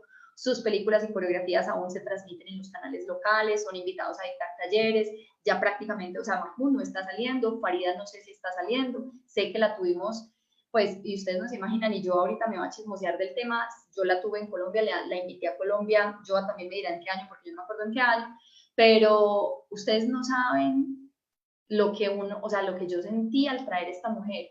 O sea, es que la gente no se alcanza a imaginar que ella es una leyenda. O sea, ellos cambiaron la historia de la danza de Egipto, la partieron en dos. Y el hecho de que la hayamos traído a Colombia, a Medellín, no, es que yo les digo que eso es un milagrazo, eso es un milagrazo. Entonces, y aún así, ustedes saben que me decían una que otra alumna, profe, pues no, una que otra no, una. Profe, ¿y de alguien tan mayor uno se aprende? Plop, ¿sí? Pues yo decía, es una mujer, claro, yo la traje cuando tenía 70 años, pero es que es una Biblia, o sea, es una leyenda, es una mujer, yo creo que todos en la audiencia en este momento están como plop, sí, pero imagínense este comentario. O sea, es una leyenda, o sea, es una pieza de la historia, sí, tiene 70 años, pero es que vos lo que vas a aprender de ella no es solamente a mover un pie, es que ella hable y que te cuente, y es cómo baila, cómo hace sus coreografías, qué siente, cómo darle ese sabor a cada personaje, al Rax Alasai, al Telajín, a la Mileia. O sea, miren, yo la hubiera podido traer solamente para que hablara, ya, y con eso yo creo que todos hubiéramos quedado contentas, salvo esta persona que dijo, y de una persona tan mayor aprendemos, ¿sí? O sea, les digo, porque de verdad son personas que uno simplemente escuchándolos, uno cambia, la danza cambia, o sea, uno dice, por Dios, ya todo es más claro. Bueno, de igual manera, la Reda Troupe permanece en la memoria de los egipcios como un recuerdo, y finalizo con eso, cómo lo recuerdan hoy en día a la tropa real, a la compañía Reda, como un recuerdo lleno de orgullo, admiración, respeto y nostalgia. Así recuerdan a la compañía, a la Reda Troupe de Mahmoud Reda. Entonces, espero que les haya gustado la charla. Hicimos un recorrido muy general, rapidito, ¿sí? Como les digo, esto es un tema que permite mucha discusión, hay muchos puntos de vista, este es solamente el personal, y aquí es donde podemos recibir, si Joa lo permite, algunas preguntas de parte de las personas que nos están viendo. Listo, gracias María, de verdad estuvo muy interesante tu presentación. Una versión de esto ya la habíamos hecho como en el 2010, creo, una cosa por allá. Yo sé que hace muchos años. Lo que pasa es que yo trato de mantener el récord de cada año, pero bueno. Ay, no, para mí es tan difícil eso. Ay, no. No, es que sí, yo desde siempre con los años, pero bueno. Entonces, aquí, por el momento no tenemos preguntas, pero quiero charlar unas cosas contigo que me parecen muy interesantes, sobre todo resaltar. Por ejemplo, esto que decías al final de cómo el trabajar la técnica REDA te prepara para entender el estilo de otros maestros. Yo recuerdo mucho en uno de los últimos festivales que hiciste cuando trajiste a Khaled Mahmoud, que a mí me encanta, su estilo es muy buen profe, pero muchas de las cosas para mí eran fáciles porque después de que trajiste a Kasafi, después de que trajiste a la maestra Farida, tomamos unos talleres también con Esma, que la trajo Luxor, ya era mucho más entendible, paso aquí, piso acá, estoy haciendo esto, dejo que el peso pase, el giro va por tal lado y el cuerpo lo va entendiendo, pero si nunca has trabajado un poquitico de REDA, no entiendes la base y tampoco entiendes el estilo personal. Entonces, no comprendes realmente el aporte que ese otro maestro está haciendo, que es tan importante también. O sea, como Tito coge REDA y lo vuelve pícaro, muy pícaro, a mí me encanta eso. Total, a mí también. O como Khaled Mahmoud lo vuelve muy diva de los años 50. O sea, hay mil ejemplos de eso, pero si no tienes la base, tampoco le puedes sacar el jugo al maestro. Yo recuerdo una cosa muy bonita del respeto por el maestro, de cuando trajiste a la maestra Farida Fami, cómo Ozgen, que es turco, la trataba con una veneración, es que no sabía dónde ponerla. O sea, yo lo veía, era como, ¿dónde la pongo, maestra? ¿Dónde? ¿Dónde? Y así con esos ojos como queriendo coger toda esa sabiduría, porque es que es un honor poder estar al lado de esos maestros. Sí, y eso es lo triste de que se pierda la historia, no saber que ellos fueron los que construyeron, no porque no se pueden hacer cambios, no, ese no es el punto. El punto es que hay una investigación muy fuerte detrás que hace que eso no se pierda. Entonces quería como recalcar eso que me parece súper importante. Oíste, Joa, ¿vos te acordás? Él tomó clases, a mí me parece que lo vi en el taller de Farida tomando clases Él también. tomó todas las clases y yo me acuerdo en el Muguashahat que ya todos estábamos que no podíamos con la cabeza reventada. Tú y él en la casa, yo los tengo en un video, los dos. Ay, ¿en serio? Ay, no te puedo creer. Ay, no, eso me lo tenés que pasar porque yo no me acuerdo de eso. Ay, pero no. ¿Y qué? ¿Qué tal fue? ¿Se vio bien? Pues no, sí te desliga. Ah, bueno, Digamos que la cuestión es como, por ejemplo, lo veo con otros maestros también egipcios, como que es esa importancia de aprender del otro, de reconocer el valor del otro, y de los maestros mayores es, Dios mío, es la oportunidad de poder tener eso que es tan escaso porque precisamente no es fácil acceder, porque no hay una estructura ahora que lo soporte. Cuando ya no están en la tropa REA, pues ya es mucho más difícil acceder a clases con ellos. Bueno, yo quería recordarte, hay unas cosas que dices que me parecen súper lindas. Por ejemplo, esto. El hecho de que ellos hagan la música para la escena convierte a REDA y en general a toda la tropa en un espacio de creación casi que de artes escénicas contemporáneas. Eso ya no es, eso ya empieza a ser otra cosa. Empieza a trabajar unas cosas que me parece súper importante, como empezar a ver el hecho escénico desde otro lugar. Sí. Y la importancia de la maestra Farida Fami. Sí. O sea, sin la maestra Farida. Exacto, o sea, piensan de pronto, las personas piensan que solamente pues, o sea, era como lo que dijera Mahmoud, ella está, pero no ven la importancia de ella en su aporte en técnica de movimientos, en expresión, en vestuario también, o sea, todo lo que ella aportó en ideas, ¿sí? Pero sobre todo es lo que ella era como mujer de una familia conservadora, pero una familia de mente, o sea, conservadora en el sentido de una familia bien, ¿sí? Una familia bien académica, una familia de buen estatus social, ¿cierto? Pero que amaban las artes, ¿cierto? Y que apoyaban las artes. Entonces, yo creo que si la primer bailarina no hubiera sido Farida, ¿sí? Sino que hubiera sido otra chica, no sé si el impacto hubiera sido el mismo, ¿sí me entienden? Porque al ver Farida, una mujer de una buena familia que no tenía por qué bailar, porque es que ya no necesitaba ese dinero por ahí, ¿cierto? Lo hacía es porque era su llamado, ¿sí?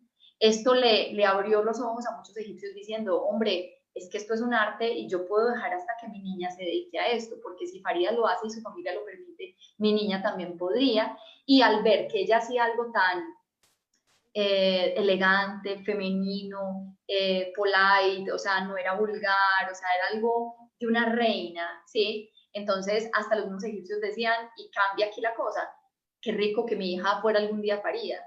Eso ya es un cambio impresionante, porque los egipcios primero dicen, primero muerto a ver mi hija bailando públicamente, ¿sí? A que cambien y digan, no, yo quiero que mi hija sea una parida, ¿cierto? O sea, es que ahí es el día y la noche, ¿sí? Obviamente que no estoy hablando de todos los egipcios, bueno, en fin, pero apoyó, o sea, apoyó el hecho de que fuera parida y que fuera Mahmoud Reda, apoyó a que todo esto surgiera y que Egipto como todo, como un universo, pues cambiara esa manera de ver la danza y ver sí, ver la danza folclórica y ver las danzas en general. Sí. Otra cosa que me gusta mucho y siguiendo esa línea de que se inspira en el folclore, es una cosa que hablamos en una charla que dio también Jimena Andrea Neira en un foro que hicimos hace varios años, de que se dice que la gente de Medio Oriente, o sea, digamos, el pensamiento orientalista europeo dice, la gente de Medio Oriente no puede hablar de sí misma.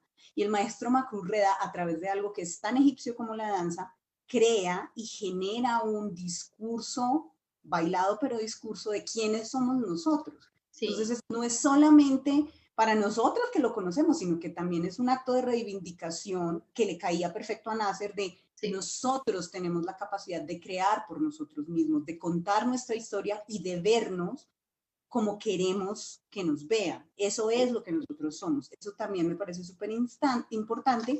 Y cuando hablabas de que se fluye el muwashahat, es muy lindo, porque yo recuerdo que la maestra Farida dijo que uno de los puntos de inspiración del maestro Reda era que los egipcios eran como el río Nilo, que ellos fluyen y que no les gusta que le digan por dónde van y que nunca se detienen. Entonces también hay un concepto ahí que se ve reflejado claramente.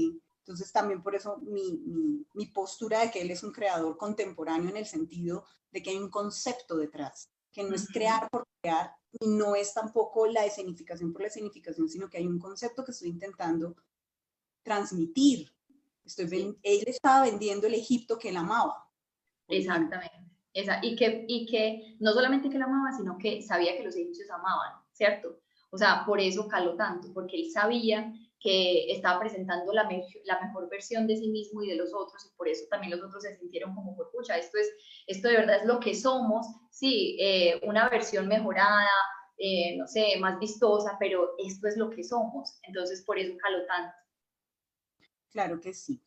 Y bueno, esto que también es una reflexión acerca de el éxito de los montajes del maestro, que tiene que ver con haberse sumergido en la cultura. Obviamente él es egipcio, pero él no solamente fue y medio los miró bailar, sino que estaba en contacto con la cultura, tenía una idea de lo que quería transmitir de esas personas. O sea, él no estaba despersonalizando la danza, sino tomo esto prestado para ponerlo en escena porque usted me importa. Entonces también un llamado a nosotras en la puesta en escena, y esto es válido no únicamente para la danza oriental, sino para todas las danzas folclóricas, que si pueden ver el video con Ana Cecilia es muy interesante porque es una reflexión que cubre todas las danzas tradicionales, y es tradicionales o folclóricas, que eso es un largo debate, o etnoidentitarias, como ahora les dicen algunos, bueno, eso ya es otra discusión, pero la cuestión es cómo yo me sumerjo en la cultura. Exacto. ¿Cómo puedo dar cuenta de eso? Entonces, si yo tomo lo que hace el maestro Reda, pero le quito el contexto cultural, no estoy dando cuenta realmente de eso que sucede allá. Exacto. Y yo ahí hay una cosa importante, y lo que yo le digo a mis chicas mucho cuando estamos estudiando alguna danza folclórica, sea iraní, iraquí, del Golfo, de lo que sea. Bueno, ahí hay dos cosas. Uno no puede, pienso yo, enseñar o bailar en escena una danza a la que uno ha asistido a un solo taller, asistido o ha tomado una sola clase, y uno ya con eso se siente como, bueno, listo, voy a llevar escena entonces Cauleya porque ya tomé una clase de 1 hora, ¿cierto? Yo pienso que es algo más, yo pienso que es el entrenamiento del paso, de la técnica, pero también lo que vos decís, la inmersión cultural, ¿sí? Y el sabor, que para mí es lo que me parece más difícil, porque yo puedo hacer el paso y lo puedo contar como es, ¿sí? Pero no se siente como es, no sabe, o sea, no tiene ese gustico, ¿cierto? Y eso es lo que me parece a mí más difícil de darle a las danzas folclóricas como tal. Entonces, también es un llamado para todas, ¿sí? Para mí, para todas las docentes y estudiantes también, que todas están muy deseosas en lo nuevo, en lo nuevo, en lo nuevo, en lo nuevo. ¿sí? Pero venga, usted ya, ya le cogió el sabor a esto, ¿sí? Ya sabe si el salto es en el boom o en el tac, usted ya sabe si es en el bajo o en el alto, usted ya sabe si selecciona esta canción o no esta canción, qué quiere decir, este gesto específico que dice, o sea, no sé, es como que no pensar que no tomarse los temas tan a la ligera, porque hoy estamos enseñados, o sea, es como si la danza fuera Tinder, o sea, next, next, next, ¿cierto? O sea, así de una. En vez de, no es que use Tinder, o sea, no, pero bueno. No. Bueno, no me gocen, pero es en serio, o sea, es que uno siente que con las alumnas es esto, y uno dice, pero venga, no, un momento, calma, o sea, saquémosle más sabor a esto, venga, disfrutemos esto, venga, cojámosle el saborcito, y uno siente que quieren es cosas nuevas y nuevas y nuevas, y uno es también como, o sea, llega un punto en donde uno dice, pues pucha, entonces me toca inventarme algo porque es que nuevo no hay nada, ¿cierto? Pues, o radicalmente nuevo, porque igual nuevas cosas creamos, y bueno, en fin, pero yo pienso es dedicarnos más tiempo en ese saboreo, en esa investigación, en esa inmersión. Si vamos a hacer Raqs al Nashat, entonces ahondemos 6 meses en Raqs al Nashat y ahí sí llevemos a escena. Y ahí sí entonces enseñemos y ahí sí. Que hay veces uno siente que solamente con un taller o con una clase de esto y ya las chicas están haciendo lo que sea. O uno mismo también, porque yo también lo he hecho. ¿Sí? Entonces, mi consejo para mí misma y para mis estudiantes y para mis colegas sería, vengan, llevemos esto un poquitico más profundo para cogerle más como el sabor, ¿cierto? Sí, aquí hay una cosa muy interesante que está señalando Lutz Lancheros, que es, dice textualmente, me parece súper importante hablar de qué es apropiación cultural, porque en la danza oriental es algo que debe respetarse sí o sí. Una cosa es tener tu background, otra apropiarse e ignorar miles de años de significación y cultura.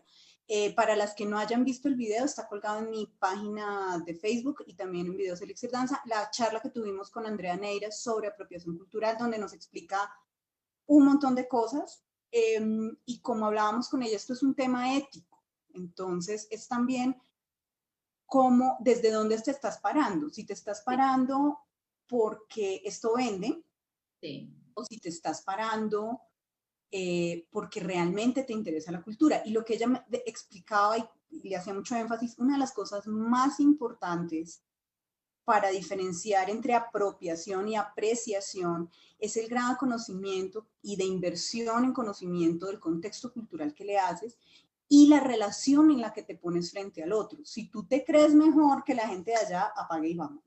Apague, vámonos, eso es verdad.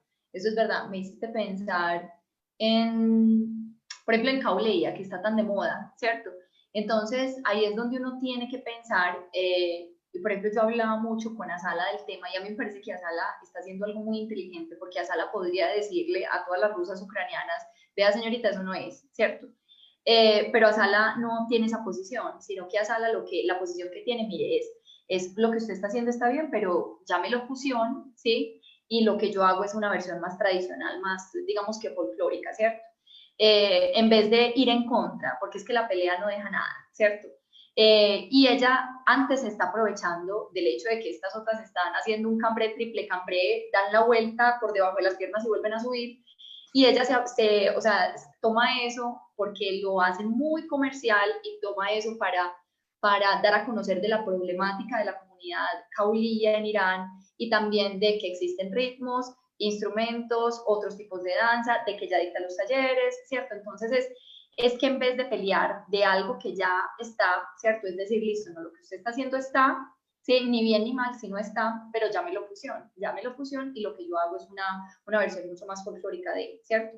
Entonces, eso me parece importante, ¿cierto? Y que las estudiantes y nosotras también, porque uno hay veces yo se deja deslumbrar, uno dice, no, entonces si ella hizo un cambré, yo lo hago 2 veces más profundo o 3. Si ella se coge un pie, yo me cojo los dos y levito mientras hago círculos de cabello, ¿sí? Entonces, porque pues uno ve, y más las nuevas estudiantes, las estudiantes que están sardinitas y que quieren destacarse y no sé qué, ellas esto es lo que ven, ¿cierto? Entonces quieren copiar eso o llevarlo a algo más, ¿cierto? Pues algo mucho más elaborado, más acrobático, más impresionante. Y no, ¿cierto? O sea, no nos dejemos deslumbrar por cosas que pueden ser más fusiones, menos tradicionales, ¿cierto? Porque, y hay veces, muchos estudiantes, hay veces también estudian solamente con YouTube, estudiantes no, muchas chicas o muchas personas estudian de YouTube sin entender que lo que está haciendo esa pelada no es real, ¿cierto? No es real, no tiene que ver ni la música, ni el traje, ni los movimientos. Se ve espectacular, ¿sí? Pero no es nada, o sea, uno no sabe, no es A ni B ni C, es un show, pero uno no sabe ni de qué país ni de qué danza, porque no fue algo tan estudiado. Sin decir que todo lo que hay en YouTube no sirve, porque obviamente hay mucho material muy interesante, ¿cierto? Pero también hay que filtrar, ¿cierto? Ese material, ¿sí? Y más con estas danzas folclóricas que, pues, que uno tiene que ser delicado con el tema y tratar de profundizar y tratar de investigar e ir a la fuente y no dejarse deslumbrar por los triples cambrés, mortal, caí en espagat, sino, bueno, si yo puedo hacer eso, no lo puedo hacer, vamos, entonces en qué momento de la coreografía lo puedo poner, o no en esta danza, pero en esta otra danza lo puedo poner, ¿cierto? Sí, de hecho es muy interesante, María, porque lo mismo la charla que tuvimos con Ana Cecilia, llegábamos a conclusiones muy parecidas, pero ella tiene más experiencias en folclore colombiano y era más o menos lo mismo. O sea, ¿cuál es su modelo a seguir? O sea, ¿cuál es su interés de poner esto en escena? ¿Cuáles son sus fuentes? Si usted está copiando lo que dijo el otro, que dijo el otro, que dijo el otro, entonces la importancia de tratar de preservar la historia, tratar de ver, bueno, esto lo dijo quién, y eso quién, ese quién, ¿de dónde viene? Porque, por ejemplo, tú te has formado con el maestro Reda, entonces tú no eres egipcia, pero te has formado con él, entonces eso tiene un contexto distinto a cualquier gato que ni idea de dónde salió. O sea, no es que tengamos derecho a denigrar de los demás, no estoy diciendo eso, no es que la propuesta de una persona no tenga validez si no tiene un montón de títulos, pero sí es tratar de poner en un contexto, de ver el panorama un poco más amplio, más allá de la moda. ¿Sí? Muy bueno que ahorita todos estén bailando caulilla, pero también esa diferencia, bueno, el caulilla se puede mezclar con todo, o cómo se baila, o esto sí cabe aquí, o esto no cabe acá, que no es que algo esté bien, yo lo puedo fusionar, pero ¿en dónde tengo derecho? Yo recuerdo una cosa que dijo Yusri Sharif alguna vez en uno de los talleres, y es, un coreógrafo, usted tiene que saber qué está haciendo. Usted puede hacer lo que quiera, pero usted tiene que saber qué está haciendo y por qué. Si usted le quiere meter el paso, pues hágale, ¿quién le va a decir que no? Pero si usted no sabe por qué lo está poniendo ahí, téngase de atrás, porque alguien le puede decir, es que eso no va ahí. Si usted no sabe, digo, a nivel de ritmo, a nivel de folclore. Bueno, María. Logra de pronto el efecto. Cuando uno, o sea, para mí hacer una secuencia, hacer una coreografía son dos cosas diferentes. Una secuencia es una secuencia pendeja, que uno simplemente está hilando movimientos uno tras otro de una manera orgánica, ¿sí? Y ya está, pero no hay un pensamiento profundo, no hay una investigación, o sea, es una secuencia de clase y para de contar, ¿cierto? Es para entrenar la técnica, pero ya una coreografía, ahí sí la cosa es diferente, ¿cierto? Entonces si es un clásico en Mellancé, entonces es la estructura musical. Si está vocalizado, entonces tenga la letra. Y tenga los gestos, porque cada palabra, pues hay palabras que se pueden gestualizar muy bien, ¿cierto? Si fuera de eso querés llevarle una sensación, un ambiente, contar una historia a través del movimiento, entonces tenés que pensarla con un principio, un medio y un fin, o jugar con eso para que tenga un sentido. Si tiene un sentido para uno, tiene un sentido para el otro, pero si para uno lo que vos decís no tiene sentido, no va a tener sentido para el otro, ¿sí? Entonces, y ahí hay muchas personas que se toman a la ligera la creación de Mellancé o la creación de cualquier pieza, ¿cierto? Y es simplemente colocar pasos y pasos y pasos y pasos y pasos, sin pensar cuál es el mensaje que quieres dar, ¿cierto? Si es un mensaje de tranquilidad, de dulzura, de femenino, de fuerza, de poder, de espiritualidad, o sea, ¿qué mensaje quieres dar? Si es la narración de una pieza musical, de un pop romántico, hacia dónde querés, o sea, porque si vos no lo coreografías desde la letra y desde la emoción, vos no vas a sentir nada en escena, vos simplemente en escena vas a estar derecho, izquierdo, piso, punta y giré, pero no vas a estar como, uy, o sea, como que todo sale, porque cuando vos creaste la coreografía, la hiciste desde la sensación, no desde la técnica, sino desde ese sentimiento, porque el movimiento surgió de un sentimiento, más no de una articulación, ¿cierto? Y ya está, ¿cierto? Entonces es ahí que vale la pena la reflexión en cuanto a crear, ¿cierto? Y en cuanto a pensar lo que vos decís. ¿Por qué colocamos este paso o aquel paso o aquel paso o aquel paso cuando vamos a hacer danza? Bueno, aquí te voy a leer 3 comentarios. Otra voz de Luz Lancheros que nos dice, Siento que también el modelo occidental y comercial impone la espectacularidad por encima de la esencia en muchos casos, es decir, bailar para generar impacto, pero nada más. Totalmente. Mónica Gil nos dice, maestra, una pregunta. ¿El papel de Mahmoud Reda en la creación de un patrimonio considerado como inmaterial en Egipto comenzó e influyó básicamente con la fundación de la Reda Troupe o venía cimentando las bases en sus años de formación cuando inició como asistente artístico? Y una última que dice Mile Lozano, que María tiene mucha razón en lo que dice, y yo creo que parte del problema en las estudiantes nuevas, y se incluye, es la forma en la que se nos enseña la danza, y es muy importante asistir a academias que impartan la información de una manera adecuada. Sí, bueno, entonces la primera, empecemos por la primera, Joa. Que es la de la espectacularidad. Total, total, y ahí es donde hablamos, y estoy súper de acuerdo con Luz. Y además uno siente la presión, uno como docente, como coreógrafo, uno siente la presión también, de parte de las estudiantes, de parte del gremio, de parte del universo entero, ¿sí? Uno siente la presión por innovar, por hacer cosas más espectaculares, pero ahí es donde uno tiene que, yo pienso que debe ser una balancita entre lo espectacular, ¿cierto? Lo emocional, lo personal, o sea, yo pienso que o sea, no podemos desestimar la parte de entretenimiento, la parte de wow, ¿cierto? Pero que eso esté ahí, que se dé, más no porque sea más grande el movimiento, más vistoso, un vestuario más reducido, una música más explotada, pero mirar cómo logro un impacto desde lo artístico, desde lo visual, pero también desde lo emocional, ¿cierto? Entonces es como encontrar un balance, ¿cierto? O sea, como un equilibrio entre todo, pero obviamente, y uno ve eso, a mí por ejemplo esto es lo que más digamos, aburre del gremio, y es la pestaña postiza, la uña postiza, el labio postizo, la ceja postiza, el cachete postizo, el hombro postizo, la tota postiza, todo postizo.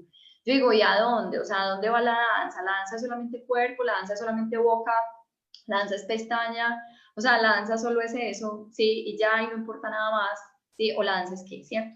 Entonces, yo pienso que la invitación es que esté ahí la parte de innovación y digamos que el reto por innovar, el reto por hacer cosas que registren bien, pues cierto, pero también el reto de encontrar ese balance en que, además de que se vea bien, que se sienta bien, que se sienta bien, que se sienta, ¿sí? Que se sienta algo, que si yo hago este paso, no lo hago solamente porque, wow, es impresionante, sino porque lo siento también. O si, bueno, hago un paso impresionante, el siguiente es más interno, más visceral, más no sé qué, pero yo estoy absolutamente de acuerdo con Lux y es eso de que se baila más, es para que me vean, no bailar lo que yo estoy sintiendo, ¿cierto? Y lo que quiero transmitir, sino es solamente un mírenme y ya está, ¿sí?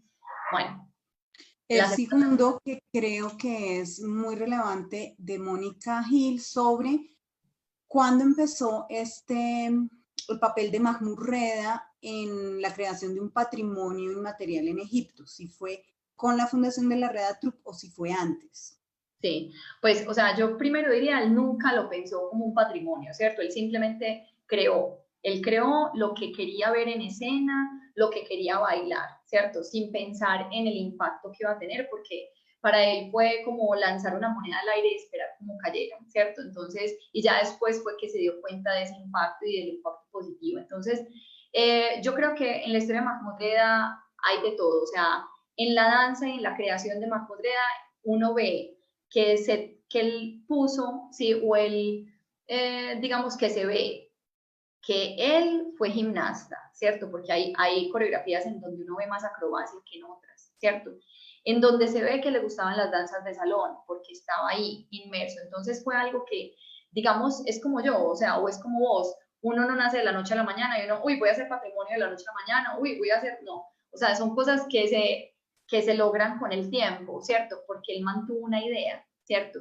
Y esa idea fue muy personal, porque él no quería hacer algo que estuvieran haciendo otras personas, él quería hacer algo único, algo propio, algo que surgiera de él, ¿cierto? Y de su bagaje como gimnasta, como aficionado por las danzas de salón y por los musicales de Estados Unidos, por su folclore, por la cinematografía también. Entonces todo eso generó y evolucionó hasta lo que se generó en Egipto, que es lo que dice Mónica, es un patrimonio. Entonces, yo creo, pues, pero hablo por hablar, pues, porque uno no sabe él si lo pensó desde el principio como, uy, Dios, voy a hacer leyenda, ¿sí? Sino que se fue gestando a lo largo de los años a través de esa permanencia, de de esas puestas en escena impecables, de esa innovación, de seguir como sus propios principios, de no dejarse deslumbrar por otras puestas en escena y llevarlas y corromper, no corromper, pero de pronto modificar tanto sus danzas y sus puestas en escena que ya los egipcios no lo vieran bien. Sí, o sea, él fue todo eso hasta llevarlo a ese punto en donde ya son danzas y es una compañía que hoy es un orgullo para todo Egipto. Dos últimas para cerrar, porque ya llevamos hora y media. Podríamos seguir hablando porque esto es un tema largo, pero nos dice Yasmín, ¿la gestualidad tan expresiva del estilo egipcio viene dada o emerge del modo dramático de creación del estilo Reda? Yo creo que el maestro Reda no es dramático, pero no sé si me estoy equivocando. Pues no, yo pensaría hace puestas en escena con un contenido, digamos, de dramaturgia, pero no es dramático, no sé. Exacto, yo pienso que es eso, o sea, en las puestas en escena uno ve que los personajes que encarnan una bailarina o un bailarín tienen una gestualidad que se relaciona con ese personaje en la vida, o sea, por ejemplo, el vendedor de té. El vendedor de té puede hacer tal sonido cuando hace el llamado para que la gente compre té, o hace tal expresión facial, o qué sé yo, o hay algunos gestos típicos dentro del lenguaje corporal de los egipcios, ¿cierto? Que Reda coloca dentro de sus danzas y dentro de sus coreografías, ¿sí? Pero porque son parte de ese lenguaje corporal normal, así como acá en Colombia tenemos un lenguaje corporal, en Egipto hay un lenguaje corporal, ¿cierto? Y él le coloca esto y está presente dentro de sus coreografías, o sea que la parte, digamos, gestual está, y lo que tú dices, la parte de dramatizar está, o sea, de llevar a escena a un personaje, de contar una historia a través de la danza está. Ya la parte dramática como tal, esa conexión emocional profunda, sea de nostalgia, sea de añoranza, sea de dolor, ¿sí? Es algo más, sí, o sea, que está dentro o que está muy presente hoy en día en el estilo egipcio contemporáneo, sin que no esté presente en otros estilos, porque puede estar en argentino, ucraniano, ruso, no sé qué, bueno, puede estar en otros, pero está muy presente dentro del estilo egipcio. También, ¿por qué? Porque ellas están bailando canciones, por ejemplo, hablo de Randa Kamel o de Dina, son canciones de su cultura, de su idioma, que ellas la sienten adentro, pero adentro, adentro, adentro, adentro, ¿cierto? Entonces, es más eso, es como cuando uno canta un vallenato colombiano, pero a moco tendido, así, pero con todo el alma del mundo, u otra canción que uno la siente muy colombiana, muy propia, ¿cierto? Hablando pues directamente de lo colombiano. Entonces, es como que la interpretación de esas canciones, ¿sí? En el estilo egipcio, por egipcias, hablando particularmente, uno las siente muy dramáticas porque son canciones muy sentidas para ellas. Es que, ¿cómo no hacerlo con una canción como Inta Hombre y Don Kulsum o canciones de Abdel Wahab? O sea, ¿cómo no sentir eso? O sea, ¿cómo no sentir nada con eso? O sea, es imposible no sentir si uno sabe qué dice la canción. Y además que o sea, la voz de ella o de el intérprete que esté haciendo esa versión, a vos te va a tocar el corazón, te toca el corazón, te toca el corazón, ¿cierto? Entonces es cuando uno entiende la canción, entiende qué es lo que dice, entiende, pues, y se deja tocar, ¿sí? Por ese violín o por ese canún, o sea, uno abre su alma a ese instrumento musical o a esa voz o a esa letra, la emoción tiene que salir, tiene que surgir, tiene que liberarse, ¿sí?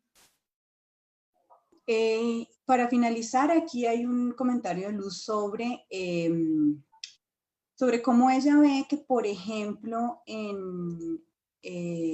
hay algunos ataques desde público occidental a, por ejemplo, la figura de Randa, que Randa tiene una corporalidad que no es la estándar de las mujeres egipcias, ¿sí? O sea, egipcias no, occidentales, perdón, es que estoy aquí leyendo. Porque es más egipcia que egipcia. Exacto, es más egipcia, y digamos que la cuestión es precisamente que nuestros cánones occidentales, tanto sobre la expresión, la música, la estética, el cuerpo de los otros, lo hablábamos en el de apropiación, está colonizada, nuestra mirada está colonizada, nosotros fuimos colonia, nosotros, dependiendo a quién le pregunta, seguimos siendo colonia, pero eso ya es otro problema, y es como nuestra mirada, qué es lo que ve bello y por qué lo ve bello y por qué consideramos gordo o flaco de acuerdo a eso, y cómo esa mirada también puede hacer que, por ejemplo, yo lo leí hace un tiempo de una persona latinoamericana, para no decir más, no es colombiana, que decía que no le gustaban los montajes del maestro Ra, que le parecían muy aburridos. Mira tú. Tener en cuenta, pues que primero está en otro contexto sociocultural, era otra época, ellos tenían que ser súper recatados, bueno, toda la historia, pero a eso voy con ese terrible desconocimiento que tenemos de la cultura. Y que sí, pues definitivamente también es aprender a ver la mirada. Y para cerrar, perdón porque es que ya me aclaró Yasmín que era lo que se refería en cuanto a la puesta en escena de los 3 modos de creación coreográfica, pero creo que es distinto tenemos que trabajarle las palabras. Una cosa es la puesta en escena y la dramaturgia, otro el ser dramático y otra cosa con las técnicas de puesta en escena. Pero pues lo que sí tiene el maestro Reda es que él estaba claramente influenciado por los musicales y entonces él cuenta una historia. Exactamente. Bueno, pero volviendo a la anterior, donde hablábamos de la figura de Randa, es que es algo tan subjetivo, porque mire, digamos acá la figura de Randa, hablando directamente en Colombia, puede no gustar. ¿Por qué? Porque no es 90-60-90, no tiene un abdomen cuadriculado, no tiene los labios producidos, ni las cejas producidas, ni el cabello producido, ni no sé qué, no sé qué, bueno. Pero les digo, yo voy a Egipto, ¿sí? Mona, flaca, blanca, y no pego, porque a ellos les gustan las mujeres voluptuosas, de cabello más bien oscuro, o sea, la belleza difiere según las culturas, ¿cierto? Una mujer, por ejemplo, para muchos egipcios, o me decían pues allá, una mujer demasiado delgada, pues digamos, estoy hablando no hoy en día, porque digamos que los egipcios de hoy en día ya están supremamente occidentalizados, pero hagamos el ejercicio con un egipcio que tiene 40 o 50 años. Él de pronto, o 60 años, va a preferir una mujer que tenga caderas más grandes porque es una mujer que puede tener una familia más numerosa. Digamos, a las egipcias o a estas familias de egipcios, si el marido tenía suficiente plática, entonces mantenía bien la familia, significa que la mujer no era flaca, ¿sí? Sino que la mujer era corpulenta, porque para ellos una mujer demasiado delgada es como que no es saludable, no digo para todos, digo que para un fragmento de la sociedad y de un momento particular de la historia, no les gustaban las mujeres demasiado blancas o, bueno, blancas no, hablemos de delgadas, ¿sí? Demasiado delgadas. Les gustaban las mujeres más corpulentas, más voluptuosas. O sea, que Randa cae perfecto, además con un rostro lindo, ¿cierto? Entonces, para el que considere lindo feo, pues porque eso es muy subjetivo también, pero para un rostro armonioso, un cuerpo voluptuoso, eso sería lo más. Y por eso Randa ha pegado por tantos años en Egipto, ¿sí? O también, o una Dina. Y Dina no tiene como el cuerpo ni la cara de una modelo pues supremamente pulida para las exigencias colombianas, ¿cierto? Digamos. ¿Sí? Porque la nariz no es así, porque la boca no es así, porque el pecho no es así, porque la columna no es así, porque el cabello no es así. Bueno, pero allá mata. ¿Por qué? Porque Dina, o sea, lo que yo pienso de por qué les gusta tanto Dina, porque es una mujer muy femenina y está al borde de, o sea, se va a quebrar en cualquier minuto, se va a quebrar, entonces alguien la va a rescatar. O sea, como que el macho alfa va a entrar a rescatarla a ella porque es una doncella en apuros. Eso gusta. ¿Cierto? Una mujer demasiado poderosa, demasiado masculina, demasiado así, puede que no guste tanto en esa, puede que no guste tanto, sin decir que no guste, sino puede que no guste tanto en esta cultura, ¿cierto? Donde el femenino es delicado, ¿sí? Así, o sea, es que Dina pega impresionante.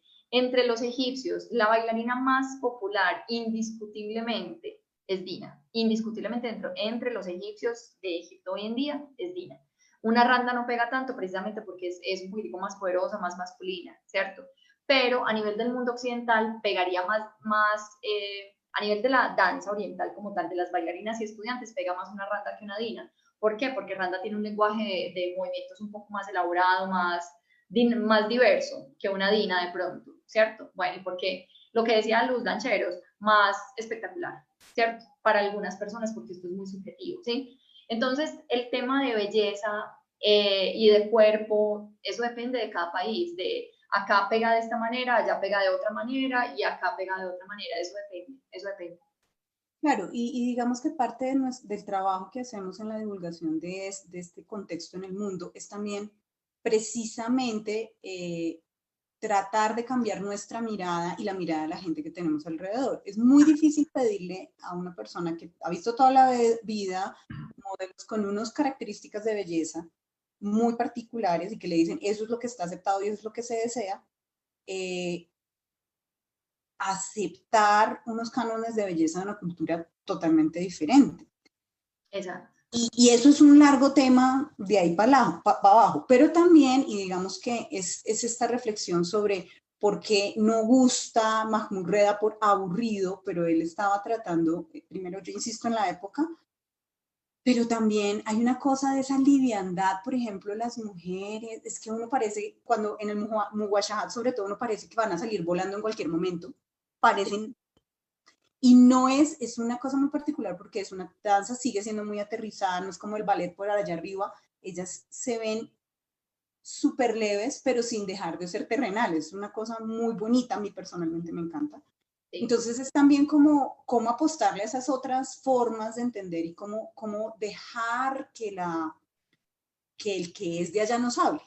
Sí, pero también a mí me parece interesante, que no guste oís, ¿sí? O sea, y que guste y que no guste, porque es que el mundo es eso, o sea, no todos nos gusta lo mismo, a mí no me gusta el helado de rojo con pasas, pero me gusta el de chocolate, ¿qué tal que a todos nos gustará lo mismo? Y además, a uno le puede gustar el helado de rojo con pasas hoy, pero mañana no, ¿cierto? Eso depende. Digamos a mí, nunca me gustó Dina, y la vi a ella bailar en una clase y quedé flechada, ¿sí? Entonces eso depende del momento emocional donde uno esté, o sea, eso depende, ¿sí o qué? Por ejemplo, no sé, si yo hace 30 años hubiera visto el ballet de Mahmoud Reda, la compañía de Mahmoud Reda, puede que no me haya gustado, pero lo vi en un momento de mi vida donde me llegó directo al corazón, ¿sí? Entonces eso depende, eso me parece rico también, no todas nos gustan lo mismo. En bailarinas, unas tenemos unas favoritas, otras, y eso es lo rico, ¿cierto? Que nos guste esto, que no nos guste esto, que aprendemos de este, que aprendemos de aquel. Uno no se cierra, mire. A mí me encanta verlas a todas, aprender de todas sin cerrarme, sin cerrarme. Lo único es que a mi vida y que a mi danza solo entre respeto, amor, conciencia y a mi danza también. O sea, yo me dejo influenciar por todas, me encanta este paso, pero después, como decía Miren en la entrevista que le hicimos con la academia, que me pareció supremamente maravillosa esa nota, cuando le preguntó cuando Dina le dijo, no sé si yo a vos la escuchaste, cuando Dina le dijo, mira, Emil, yo de ti tengo 4 pasos, ¿sí? Pero tú nunca vas a saber cuáles son, porque los hago a mi manera. Wow, sí, ok, o sea, a mí me pareció de esas pendejadas que a uno le queda colando, pues, o sea, porque yo pensé, qué rico, o sea, uno se deja influenciar por tantos artistas tan maravillosos que hay, ¿cierto? Pero uno se apropia tanto del movimiento que lo hace uno. O sea, es un movimiento que ya es de uno, ya no le pertenece al otro, ya me pertenece a mí, porque lo llevé a mi cuerpo, a mi sensación, ¿sí? Entonces, yo pienso que en el tema de gustos, me encanta que nos guste cosas diferentes, ¿sí? Y que hoy nos gusta la propuesta de Mahmoud Reda o nos gusta una danza en particular, mañana no, nos gusta esta, no nos gusta esta, nos gusta Ina, no nos gusta Ina, nos gusta Randa, no nos gusta Randa. Pues es que eso depende, pero es ser abiertos y que de todo se aprende. ¿Sí o qué? Bueno, María, yo creo que vamos a dejar por hoy así, estuvo muy chévere. Muchísimas gracias, chicos. Los que no la tienen, síganla. Está en Instagram, está en Facebook, tiene su página web, María Isabel Ángel, y pues está trabajando ahorita virtualmente, las que quieran contactarla. Y pues es un espacio maravilloso, María, de verdad, muchísimas gracias. La pasé súper del carajo. Y cuando no, yo allá. Desde que estemos echando chisme, mija. Entonces, quedamos atentas y pues la idea es que seguimos en estos espacios de difusión de la información, de conocimiento, y pues los esperamos en el próximo capítulo de Elixir Danza Virtual, que nunca sé cuándo es, porque eso es cuadrando agendas con mis queridos colegas y amigos con los que aprendo tanto. María, muchas gracias. A ti. Un saludo a todos y que recuerden compartir este tiempo con ustedes. Entonces, chicos, hasta hoy, hasta aquí dejamos la transmisión. Espero que nos podamos ver más adelante y bueno, esto fue la charla sobre el legado de Mahmoud Reda con María Isabel Ángel.